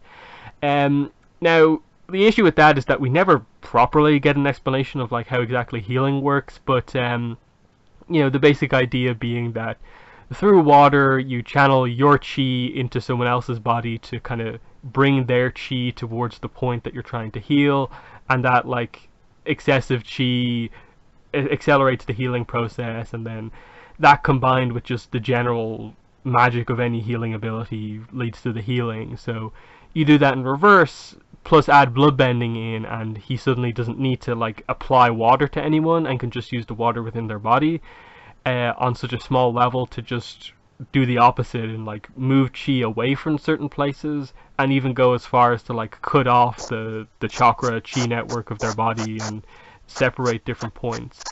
The the confusion comes in with stuff like, as Harrison alluded to earlier on, of just that, okay, so the way we have to interpret like what happened to Korra is that he separated her earth, fire, and water because he saw that she had them, but didn't know that she had airbending. So how do you do that? And that's probably where you have to like add in all this extra stuff. Like, okay, so we then have to explain that the way bending works is that you actually have to incorporate the fact that of the 7 chakra points, 4 of them are named after the elements. So you kind of have to make up that like a firebender has an active fire chakra point, and he can cut that off from them, and that cuts off their bending. With Korra, she has all 4 of them active, and so he cut off the 3 that she herself had activated, and then the other one she had never actually used before, so it was kind of dormant until she actually activated it. So you can either come up with the explanation that he never knew how to target the airbending chakra point because he's never taken bending away from an airbender before, or just saw that she didn't have an active airbending chakra. So, complicated explanation, but I feel there was a way to sort of have Katara give this basic explanation, in that she's an expert healer, the best in the world, and I assume over the years she would have come to have like developed some sort of an understanding for a more, technical way of how healing works and how bending works in relation to that. I feel Katara could have basically, in what she says about why Korra can't get her bending back, basically given us the explanation for what Amon actually did, and just say that because I'm not a bloodbender, I can't actually reverse this. Even if the full moon was here, I couldn't reverse it because I'm not powerful enough of a bloodbender. Something along those lines to just explain that no, this is a technique that only Amon, or as we learn later on, the Avatar, can actually reverse. I just don't get why they gave no attempted explanation to really explain what exactly went on here, beyond just that like, oh, her connection to the elements was severed, and without us actually knowing necessarily what that means. But Harrison, what are your thoughts on just that general idea of just that it's never explained what Amon actually does to take people's bending away? Yeah, it's definitely frustrating, and it is, I guess, I don't know if it's more confusing or less confusing here than what Mike and Brian say about how it's reverse healing in a way, and I guess like that. I guess removing the chi away from a part of the body makes more sense.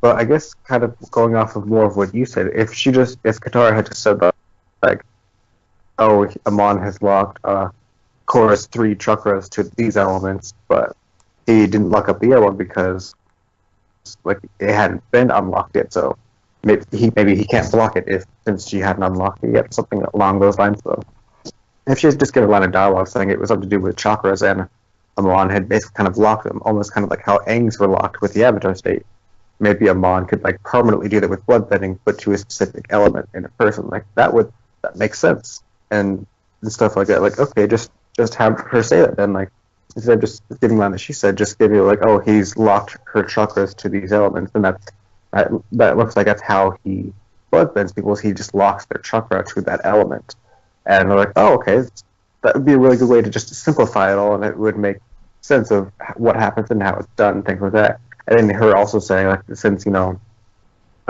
not as powerful bloodbender as him, I can't reverse it, or maybe just, like, I don't know how to reverse it because I've never worked with anything like this, because, I doubt Katara would really be heavily practiced in the bloodbending art because she hated it so much. I mean, she may have dabbled in a little bit more for, like, maybe healing concerns and things like that if someone were in a really bad injury or something like that, and if she could do anything with bloodbending to help with healing, but I don't think she was something she would practice on a regular basis, and so and also she can only do it once a month and everything like that. So I definitely think if she could have given that line of dialogue to be like, okay, he locked her chakras, and I can't unlock them because I'm just not as powerful bloodbender, and I don't know how I would even go about to do unlock this. I don't want to, you don't want to mess with someone's chakras too much with bloodbending when you don't know what you're doing, because clearly Amon was experienced with this. Like, so that just would have been a nice, simple explanation to get an idea of what he did and why Katara couldn't unlock it. Because I heard a lot of people talk about, well, wait, Katara's the bloodbender. Maybe they could just wait till the full moon and she could try reversing it and stuff like that. So if she had just given two lines of dialogue, one about the chakras and then one about her not being able and not even like understanding how to undo it, would have been nice for sure. So it's definitely one of the frustrating parts of just the whole season in general, is that, especially when we break it down to like what you just said with the chakras and that, like, you find a way that would an explanation that is relatively pretty simple and would really fix a lot of people's issues, but they just didn't do that, and so it's just frustrating. So yeah, I guess that's just it. It's frustrating. Yeah, and like, I suppose it's one of those ones as well where like, technically, like, obviously we don't know a lot of the specifics about a lot of this, but when Katara heals like a cut on someone's arm, she's healing, yes, the skin and maybe muscle underneath or whatever, but she's also healing the chi path that flows along that part of the body as well. But I suppose the idea here being that Katara is more knowledgeable about the body as opposed to the chi path, and while yes, her healing kind of ends up also healing the chi path, in this case with what's happened to Korra, it's effectively that like Amon has like just done damage to her chi path. He's not actually damaged any part of her body, it's just directly the energy flow about her body and those kind of connections that he's targeted. And so Katara, with no like obvious part of Korra's body to heal, can't like focus in on the really minor bits that she's done, with the idea being that because he's done it through blood bending, he's not using like this big chunk of water to like target like a certain part of her body. He's like like microscopic bits of water that you're made up of, basically, is kind of what he's using to like cut off like the chi paths at certain points. Again, it requires like a knowledge of just this chi path stuff, which is canon but is never really referred to all that much within the show. The closest we get to it is actually when Korra does her healing training in the Northern Water Tribe. Yagoda, in her kind of healing hut, has that kind of dummy body that when she activates her healing, you see the different paths glow up along the dummy body. That's the best way where you get a look at the chi paths of the body, that they're all over the place. There's tons around the head. They're not as like dense around the arms and stuff like that, but there's still a couple that flow down the arms and so on. Gives you an idea about like Aang's tattoos, like any airbender tattoos. They kind of are the general idea of the chi path through the body without being overly specific, in that like the chi path isn't just one line directly down the back.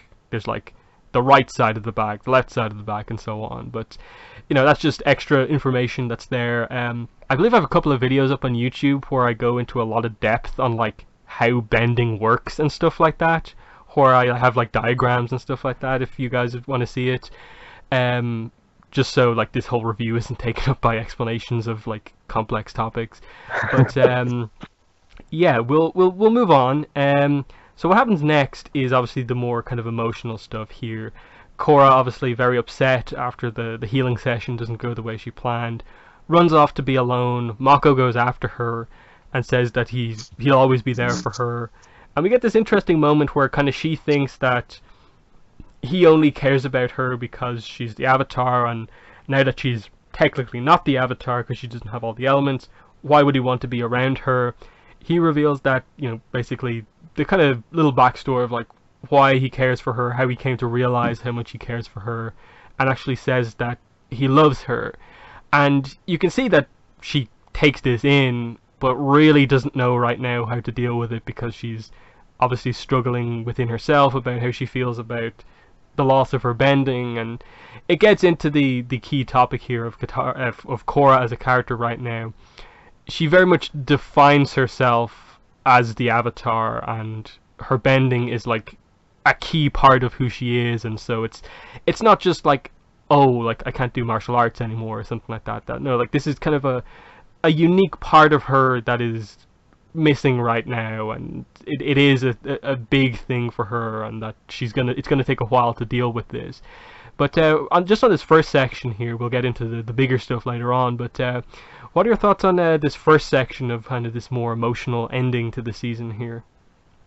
I really like it. I like how, like Tenzin's like, oh, it's gonna be okay, Korra, and she's just like, no, it's not, because like at this moment in time, like she's right, like it's just not gonna be okay. Like things, like this is just how things are, and I like that because, and then she goes to be alone because she like we've had this a few moments touched on throughout the season, but she doesn't know how to deal with things emotionally. Like she's been sheltered her life, her whole life, and she doesn't really know how to handle her emotions and stuff like that. Like she's never had to deal with that before, and so it was definitely really nice. And then having the Mako scene was good, and she's just like, I'm not the Avatar anymore, and definitely gives you a sense of how she now views herself and everything like that. And then Mako confessing his feelings for her, and like you said, like she doesn't just know how to deal with this because there's just so much going on in her head. Like she doesn't know what to do with this new information, so she just has to push it aside and go off by herself. And I really like that.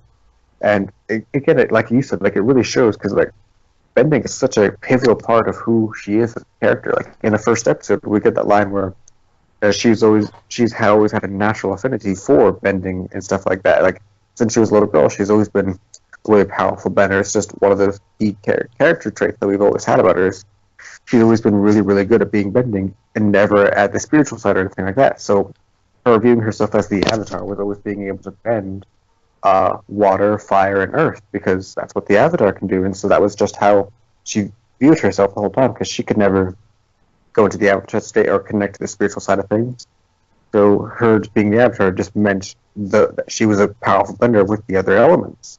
And since that was all taken away from her, she doesn't view herself as the Avatar anymore, and that's like her whole identity.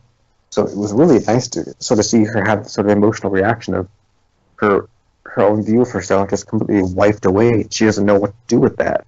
And like even to a guy that she's been like crushing on, I guess you could say, or just had feelings for this whole season, confesses his feelings for her. She doesn't know how to deal with it, doesn't want to deal with it because she's just gone through this huge change and just has to go off by herself. So I really, really like how they did it, how they did it, and I thought it was well done because it is a big moment for her character because that's who she is. So I like that we actually got to see that this had an effect on her. It's not like, okay, yeah, I can't bend.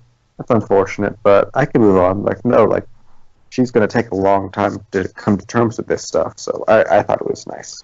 Yeah, like I really like the animation on that moment when like just after Mako says he loves her and like you get her kind of like there's this little kind of like kind of weird noise that kind of Korra makes, like it's kind of like a gasp, and that like it's clear that she's kind of like in a way like this is something she's been wanting to hear from Mako for a while, but it's kind of like not at this point that like the loss of her bending kind of overrides kind of the romantic stuff right now. And it obviously kind of to some degree leads into the next scene, which is that she goes out to the kind of edge of the cliff, look out at the ocean. She's crying, and like she then sits down, and it looks like Tenzin's come up behind her, and she says that, like, not now, Tenzin. But then the voice says, you called me here. We look up, she looks up, and it's Aang. And we see that Korra has finally connected with her spiritual self, and he says, when we hit our lowest point, we are open to the greatest change. And basically, Aang, the Avatar spirit, Rava, whatever way you want to really interpret this, the Avatar, her own power, gives her her bending back. And she goes into the Avatar state for the first time, goes through all of the elements, a really powerful kind of moment. And Mako then is there behind her. She sees him, she goes over, they hug, she says she loves him too, and they kiss. So really, really cool scene here. I've never had a problem with this scene. I know it's one of those scenes that a lot of people kind of say is like, she got her bending back too easy. It should have been a journey for her throughout the whole next season or something like that. It should have been her getting the elements back. Whereas, like, I always interpreted it, especially now that the series is done, of just like this being like the first kind of part of like a two-part arc for her as a character, with the season 2 finale being like the second part of like, here is her with a problem, and she's finally unlocked her spiritual side, and she gets one of the bonuses for being the Avatar and having the other past lives there, all their wisdom, knowledge to help her. And so her problem's immediately solved. But then you immediately counter that in the season 2 finale by basically saying, now you don't have any of that stuff, it's just you. How do you then tackle this even greater problem on your own? And she manages to do that. So I always felt like it would always been repetitive for Korra to have to get her elements back when she already like knew them. I couldn't really see where like the uniqueness of that plot point was. It just felt like, oh, you want to do ATLA all over again, basically. So I've always liked this moment, Aang's appearance, what he says, that being like his wisdom as the Avatar. Like, obviously we know from like Aang's time that like, here's like Karuk's wisdom is like always be active as the Avatar, unlike me. Kyoshi's is like always kind of like be clear and concise and, you know, strike when you need to, basically. Yang Chen's is more spiritual. I kind of like that Aang's is like, when you're at your lowest point, you're open to the greatest change, and that is like for the better in this case, and that kind of is meant. It's meant to be like our explanation for how Korra got her airbending, in addition to her spirituality. That all she needed was that bit of spiritual connection to finally get her airbending, and her lowest point, you know, the loss of her bending allowed her to change, and, you know, saving Mako activated that. Just, I think, really good moment. It's never been a moment I've had much of an issue with, and I in general really like it. But Harrison, what are your thoughts on this moment, the Aang and Korra spiritual connection here? Initially, I just loved it because like it was, again, like this episode and the reveals was just fantastic, because like you see the airbender walk up and you're like, oh yeah, it's Tenzin and stuff like that, and then it's just like, wait, it's Aang. It's just like a great, like, what moment. So that was fantastic, and then the music I remember was fantastic in this scene, and then seeing all the other avatars come back was just great again. Like seeing Roku Kyoshi again was just awesome, and then that one line of dialogue was just fantastic from him. When we hit our lowest point, you were open to the greatest change, and it's just such a good piece of dialogue, and it's just like, yes, I love this so much. And then he gives her bending back, and yeah, that really awesome moment of her in, you know, avatar state and bending elements, then with Mako, and she like returns the feelings and then the kiss. So it's really nice. Like, and I've gone back and forth on this, because like a lot of people are like, oh, it was too quick and stuff like that. Or people have wanted her to go through the next series of, oh, okay, it's gonna be that. And even I thought, I was like, oh, okay, so I guess like before this happened, I thought it was like, okay, so I guess the next 3 seasons are gonna be her learning the other elements. Okay, but ultimately, I'm happy with the scene. I'm glad. I liked the way that it worked out, because I didn't want a retread of ATLA. Like this, Mike and Brian said it was going to be a different series, and it is a different series. So I remember, like, after this finale, they said like we wanted to have an Avatar who was, you know, more or less a fully realized Avatar. Like, she has the Avatar state, she has all the elements, and now we just want to see her tackle a problem instead of her learning to be learning the Avatar. We're just going to have the Avatar who has like all of their abilities, so to speak. You know, they just have to learn how to be the Avatar world after they, you know, learn all the sort of physical stuff that they need to. So I really like that stuff like that, because again, it's not ATLA and it doesn't need to be ATLA. So I like how they took it in a different direction. And ultimately, like, some people are like, yeah, it's a fast like ending or whatever, but I mean, I liked it. And again, like when we had that huge long break between books 1 and 2, like it was nice to have this first full complete season that had a clear beginning, middle, and end to like the story, and it was great because it was just such a fantastic piece of storytelling. I think this season 1, like, I think a lot of people forget just how good this season is, and I mean, even I myself sometimes forget until I rewatch it. So I'm like, wow, this was a really good season and everything like that, because it is such just a good complete story, and I like that because it's just really well done. And yeah, this scene definitely like adds to, like, some people, yeah, it's too fast or whatever, but I don't mind it. I actually really like it a lot. And we get a nice Aang moment, and then, like you said, in contrast to the season 2 finale, she doesn't have any of the avatars, after that. So that's really nice as well. So I really liked it a lot and thought it was done well. Like, music was great, and then everything like that, and seeing Aang and the other avatars, of course, was great. And so I'm definitely happy with this scene, and I can kind of see why people have maybe a slight issue with it, but ultimately I think it is for the betterment of the series for sure, because we are able to tell different and interesting stories with the other seasons instead of things we've already seen before. So I definitely like it a lot, and I like the direction that the creators took. Yep. And then I suppose with the Mako and Korra stuff, this finally being the moment they've both said "I love you" to each other. They're a couple now. Um, it's weird because they ultimately almost immediately, like a couple of episodes into the next season, break this relationship up, and it makes like what here felt like this really like meaningful moment of like the two finally coming together as a couple. You had the drama with Asami and just all this kind of issues getting in the way of their relationship, and now they're finally together, only to immediately like break them up. Over the course of the series, like where it goes from like book 1 to book 4, I ultimately like the overall like arc that like the two will always care about each other. They're always going to be like very important characters to each other. Um, and that where they are now, like book 4 onwards, is that like Mako is effectively like Korra's best friend. That like he's always going to be like one of the most loyal people to her, and will like is willing to make all these sacrifices for her, and uh, you know, to support the Avatar, and she's willing to do the same for him. I like that. I just feel like most of the development to get from them being a couple to them being just close friends is really badly done. Like how they do the breakup, how they then add all this extra Asami drama in book 2, how they have them like kind of get back together because of the memory loss thing, and then break up again with weird reasonings at the end of book 2, and then just where they go with Mako, I think just makes it all kind of weird. Whereas like I feel there was a way to do this arc without it being so like overly focused on romance drama, and have it be this more mature shift from like we feel we love each other to actually no, we just are always going to be like really close friends. So it's one of those ones where like they ultimately got to the point where they needed to get them to, but I don't like most of the like actual like movement from one place to the other. But because I always liked them as a couple, I just felt like they took it in a direction where like you never really got to see the positives of the Mako Korra relationship.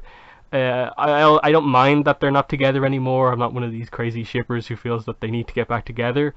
But Harrison, what's your thoughts on Mako and Korra? Given that they have this really big romantic moment here, what are your thoughts on ultimately where they go with this relationship? Yeah, it is probably one of the biggest criticisms of the whole show in general. Is just how their relationship works. Because, like, if you look throughout book 1, like, it is a nice sort of, again, like, kind of a complete story. Like, okay, yeah, she likes him, but then he didn't want to admit it. Then he got with Asami, and now they're together and happy ending. Okay, cool. And then yeah, with book 2, it really just throws everything out because like you just see the relationship, and it's just like it looks like a bad relationship from what we see, and we just don't really get a whole lot of their relationship. It would have been nice, like you said, to see the more positive aspects of it.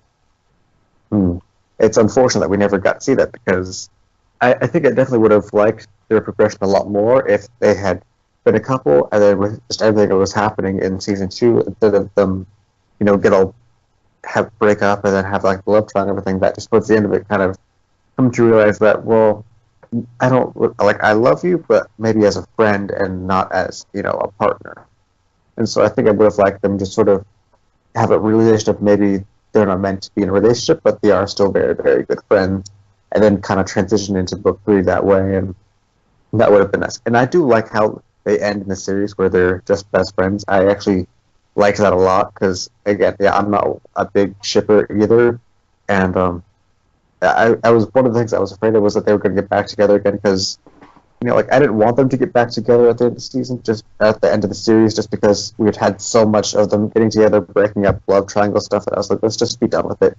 And there were thankfully, like, Asami and Asami and Korra now a thing, but at least with Korra and Mako, they're just kind of, yeah, we're best friends, and they left it at that. And I think that's the best of where they could leave things, and that's where I'd like things to stay for sure. And it's just the journey there is definitely one where raises an eyebrow of maybe don't do it this way. And it was just, I mean, the breakup was kind of like, okay, I'm not a huge fan of this, but okay. And then the whole Asami stuff again was like, okay, I can be okay with this, I guess. I think the biggest problem that a lot of people have is that they did the breakup, they did Mako and Asami getting back together, and then they did Korra losing her memory and thinking they were still in a relationship, and then Mako kind of goes with it. It's just like, they had to do so many of these things in this one season is probably the biggest issue that we all have. Like, if they had maybe had that breakup, and then Mako and Asami kind of get together for a little bit, but then maybe sort of fade out or something like that, and then, and Korra and Mako kind of come to terms with just being friends, like, that would have been okay. But it's just the fact that we had the breakup, then the Asami thing, and then to get back together, and then Mako going with it and sort of effectively breaking up with Asami, even though they were never officially together, but they were kind of together. So it's just all those steps that we took on that journey was just like, each one just made it progressively worse. And it's just like, I don't want to keep going with this, but we keep going with this, and it's just like, And then you had the breakup at the end of season 2. It was kind of like a sigh of relief, almost for me at least, where it was just like, okay, no more relationship drama with them because we've had enough. But even so, looking at it, it was kind of a weird way that they did it. So I do like in book 1, I like how it begins, and I like how it ends in book 4. It's just the stuff to get to that point is definitely I'm not the biggest fan of, and I think could have been handled in a better way. I just hope going forward they do treat Mako better in terms of the writing of him and like the comics, that like, treat him as Korra's best friend, and use him a bit more like that. I still feel that they're in the mode of like, let's use Mako as the really awkward one around any sort of weird relationship stuff, which is obviously after the Turf Wars reviews, we're all kind of like begging that they do not do anything weird with Mako in relation to that relationship, Korra and Asami's relationship. Just, you've had the kind of shocked reaction. Now, please let him move on as a person. He does not need to be in endless like awkwardness around those two girls. Yeah, that's just, where's the book 1 finale Mako right now? Where's he gone? He had his amazing electricity moment in the Colossus in book 4. Have that Mako be around more often. Amazing detective Mako, stuff like that. And yeah, heal him up out of that sling as soon as possible as well. Yeah, that's basically it. We do get obviously the moment of Korra now has the ability to give people their bending back by using the avatar state. She gives Lynn her bending back, and then the implication is that she gives a lot of other more good guy characters back their bending, like police officers and stuff like that, but she doesn't give a lot of the triads back their bending and that sort of thing. Yeah, the big ending moment obviously being Tenzin saying to Korra and actually like calling her Avatar Korra as this big moment of development where like her mentor is finally calling her by her title, like, and meaning it, and that's the ending. So I did like that kind of symbolic moment of just Tenzin truthfully, properly calling her Avatar Korra and respecting her with that title. But yeah, that's the ending. Do you have any specific thoughts on the very, I suppose, exact moment how they go out for the season? I just thought it was nice.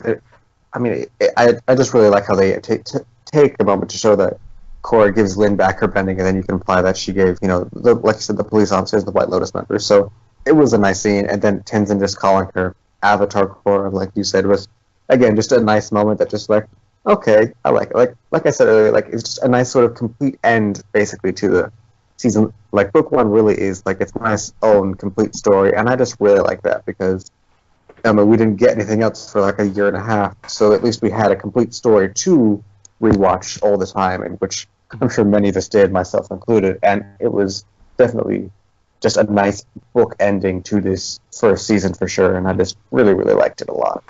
Yeah, like I think in general, like obviously we still have a few more book one episodes to do in the rewatch, um, but we've done a lot of them, and I think they're all good in some way. I do think book one is one of the more consistent books, and I feel like it's a little bit more negativity than it needs because I think for the most part it's like okay, some people have issues with episode five because it's more focused on the romance, but I think when we reviewed that episode, we kind of actually said that even with it being a romance focused episode, the way they kind of go about doing it with like how does the team dynamic kind of mix up with the like how does the dynamic in the ring deal with the dynamic out of the ring, and how like oh Bolin's feeling really good so he's awesome in the next pro bending match. Malcolm and Korra are arguing so they're awful in the next match. That was actually done quite well, and they actually had good communication by the end, and they all came together. So they kind of presented and resolved the issue within that episode, so it wasn't even just like some of the book two stuff where it's just endless like drama, and no one's talking to each other.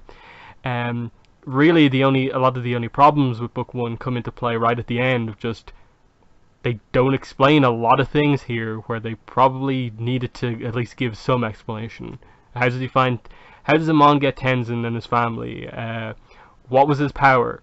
Like the lieutenant is just kind of like killed with no real context given to like who he is as such. Lack of some of the explanations around like what exactly did Aang do to Korra to give her bending back. That sort of thing. Like you don't need super in-depth explanations for everything, but just something, and not just go here's this thing and then this thing happens and then this thing. Um, but in general, it is very good. Like the amount there's probably like what, five, six, seven notable like big moments within this episode that like you absolutely love to look at people's reactions to with those episodes, and a lot of them are kind of the style of moment that we don't really get in the other books, like really just honestly shocking moments of just like I didn't expect them to do that. But yeah, I suppose Harrison, in general, like this is the last episode of book one. Overall, how do you think book one is? I think it's a fantastic season. Like you said, I think a lot of people kind of forget just how great the season is because, like thinking on it, like I can't think of an episode that I don't like. Like all of them have really good moments in it, and I like a lot of them for so many reasons. Like even episodes that I think probably I don't like, think that they are amazing episodes. They're still really good episodes and have really nice moments in them. And like what you said, like with episode five, with like the romance stuff, like I love that episode just because of the pro bending dynamic that we get to see in it. Because I mean, pro bending is such a cool like, bending sport, and we get to see a whole lot of it really done in that. And I think it's done really well, and it's not done in a bad way. Like some people don't like the way the romance is, or some people don't like the sports of pro bending or whatever. But I love that stuff. I thought it was really well done, and we had a lot. There was a lot of nice comedy in it. So overall, as far as book one goes, like I thought it's just a really great season, and each episode I think is very strong. At least, even like the weakest of them is still like a very, very good episode. And it just has, like I said, like most of the criticism is just because at the very end we don't get a full explanations for a lot of things, but it doesn't ruin the whole season as a whole. It's just these things here and there that are things that are happening or things that don't get explained that just would have that kind of stick with us after this. And so it's just a really, really good season. I think a lot of people kind of forget how good it is because we were all so invested to wait a whole year and a half for the next season because this first season was just so good. So I just think it's a fantastic season, and a lot of people kind of forget how good it is. Mm. Yeah, like I do think this ultimately would have been solved if all four seasons were planned at the same time. Book one Mm-hmm. probably would have been 13 episodes, and that's really all you need. Like, there's enough in this one episode where you could have realistically split it into two without having to fill in time all that much, because there was a point during the review where we were just like, and then the next big moment happens, and then the next big moment happens. Like, character Mm-hmm. death, power unlock, new power unlock, double character death, suicide, and it's just like, calm down. Like they could have done a 12 and 13 on this one episode, but yeah, that is the review. Kelly's not here to pick, so we'll temporarily put her pick on hold, and next from who we have here would be myself. And there's only, as far as I'm aware, again, the site isn't fully back up yet, so we don't have access to the full list. But from my look through the episodes that we haven't done yet, we have about 11 or so episodes that we haven't done. So I think going forward, we'll just kind of, whoever's pick it is, they can choose from whatever of the episodes that are left. We won't be doing like, oh, you have to choose from book 4. Just because, like, you have to choose from book 4, but there's only like 3 episodes left, so why not have a bit more of a choice? So of the episodes left, the one for next time out that I'm going to choose is, I'm going to choose book 3 Change, episode 2, Rebirth. In part because we've done all of book 3 Change, apart from Rebirth and then the last 3 episodes, so just to take out this one oddball early book 3 episode from the list, I'll do this. So yeah, it's a fun episode. Obviously this is a lot of the initial searching for airbender stuff, and it's a unique Tenzin one, kind of seeing Tenzin go a bit overboard with the excitement. It's a fun episode, so we'll cover that one in 2 weeks time. But next week we'll be doing Harrison's first Movers podcast pick, which is, we'll be reviewing the first 2 episodes of Young Justice. So that's going to be the podcast for next week, and in 2 weeks time we'll do the Rebirth Avatar Online podcast episode. That will be episode 171 of the podcast. But yeah, that's been 170 of the podcast. It's been myself and Harrison. Thanks for listening, and bye. Bye.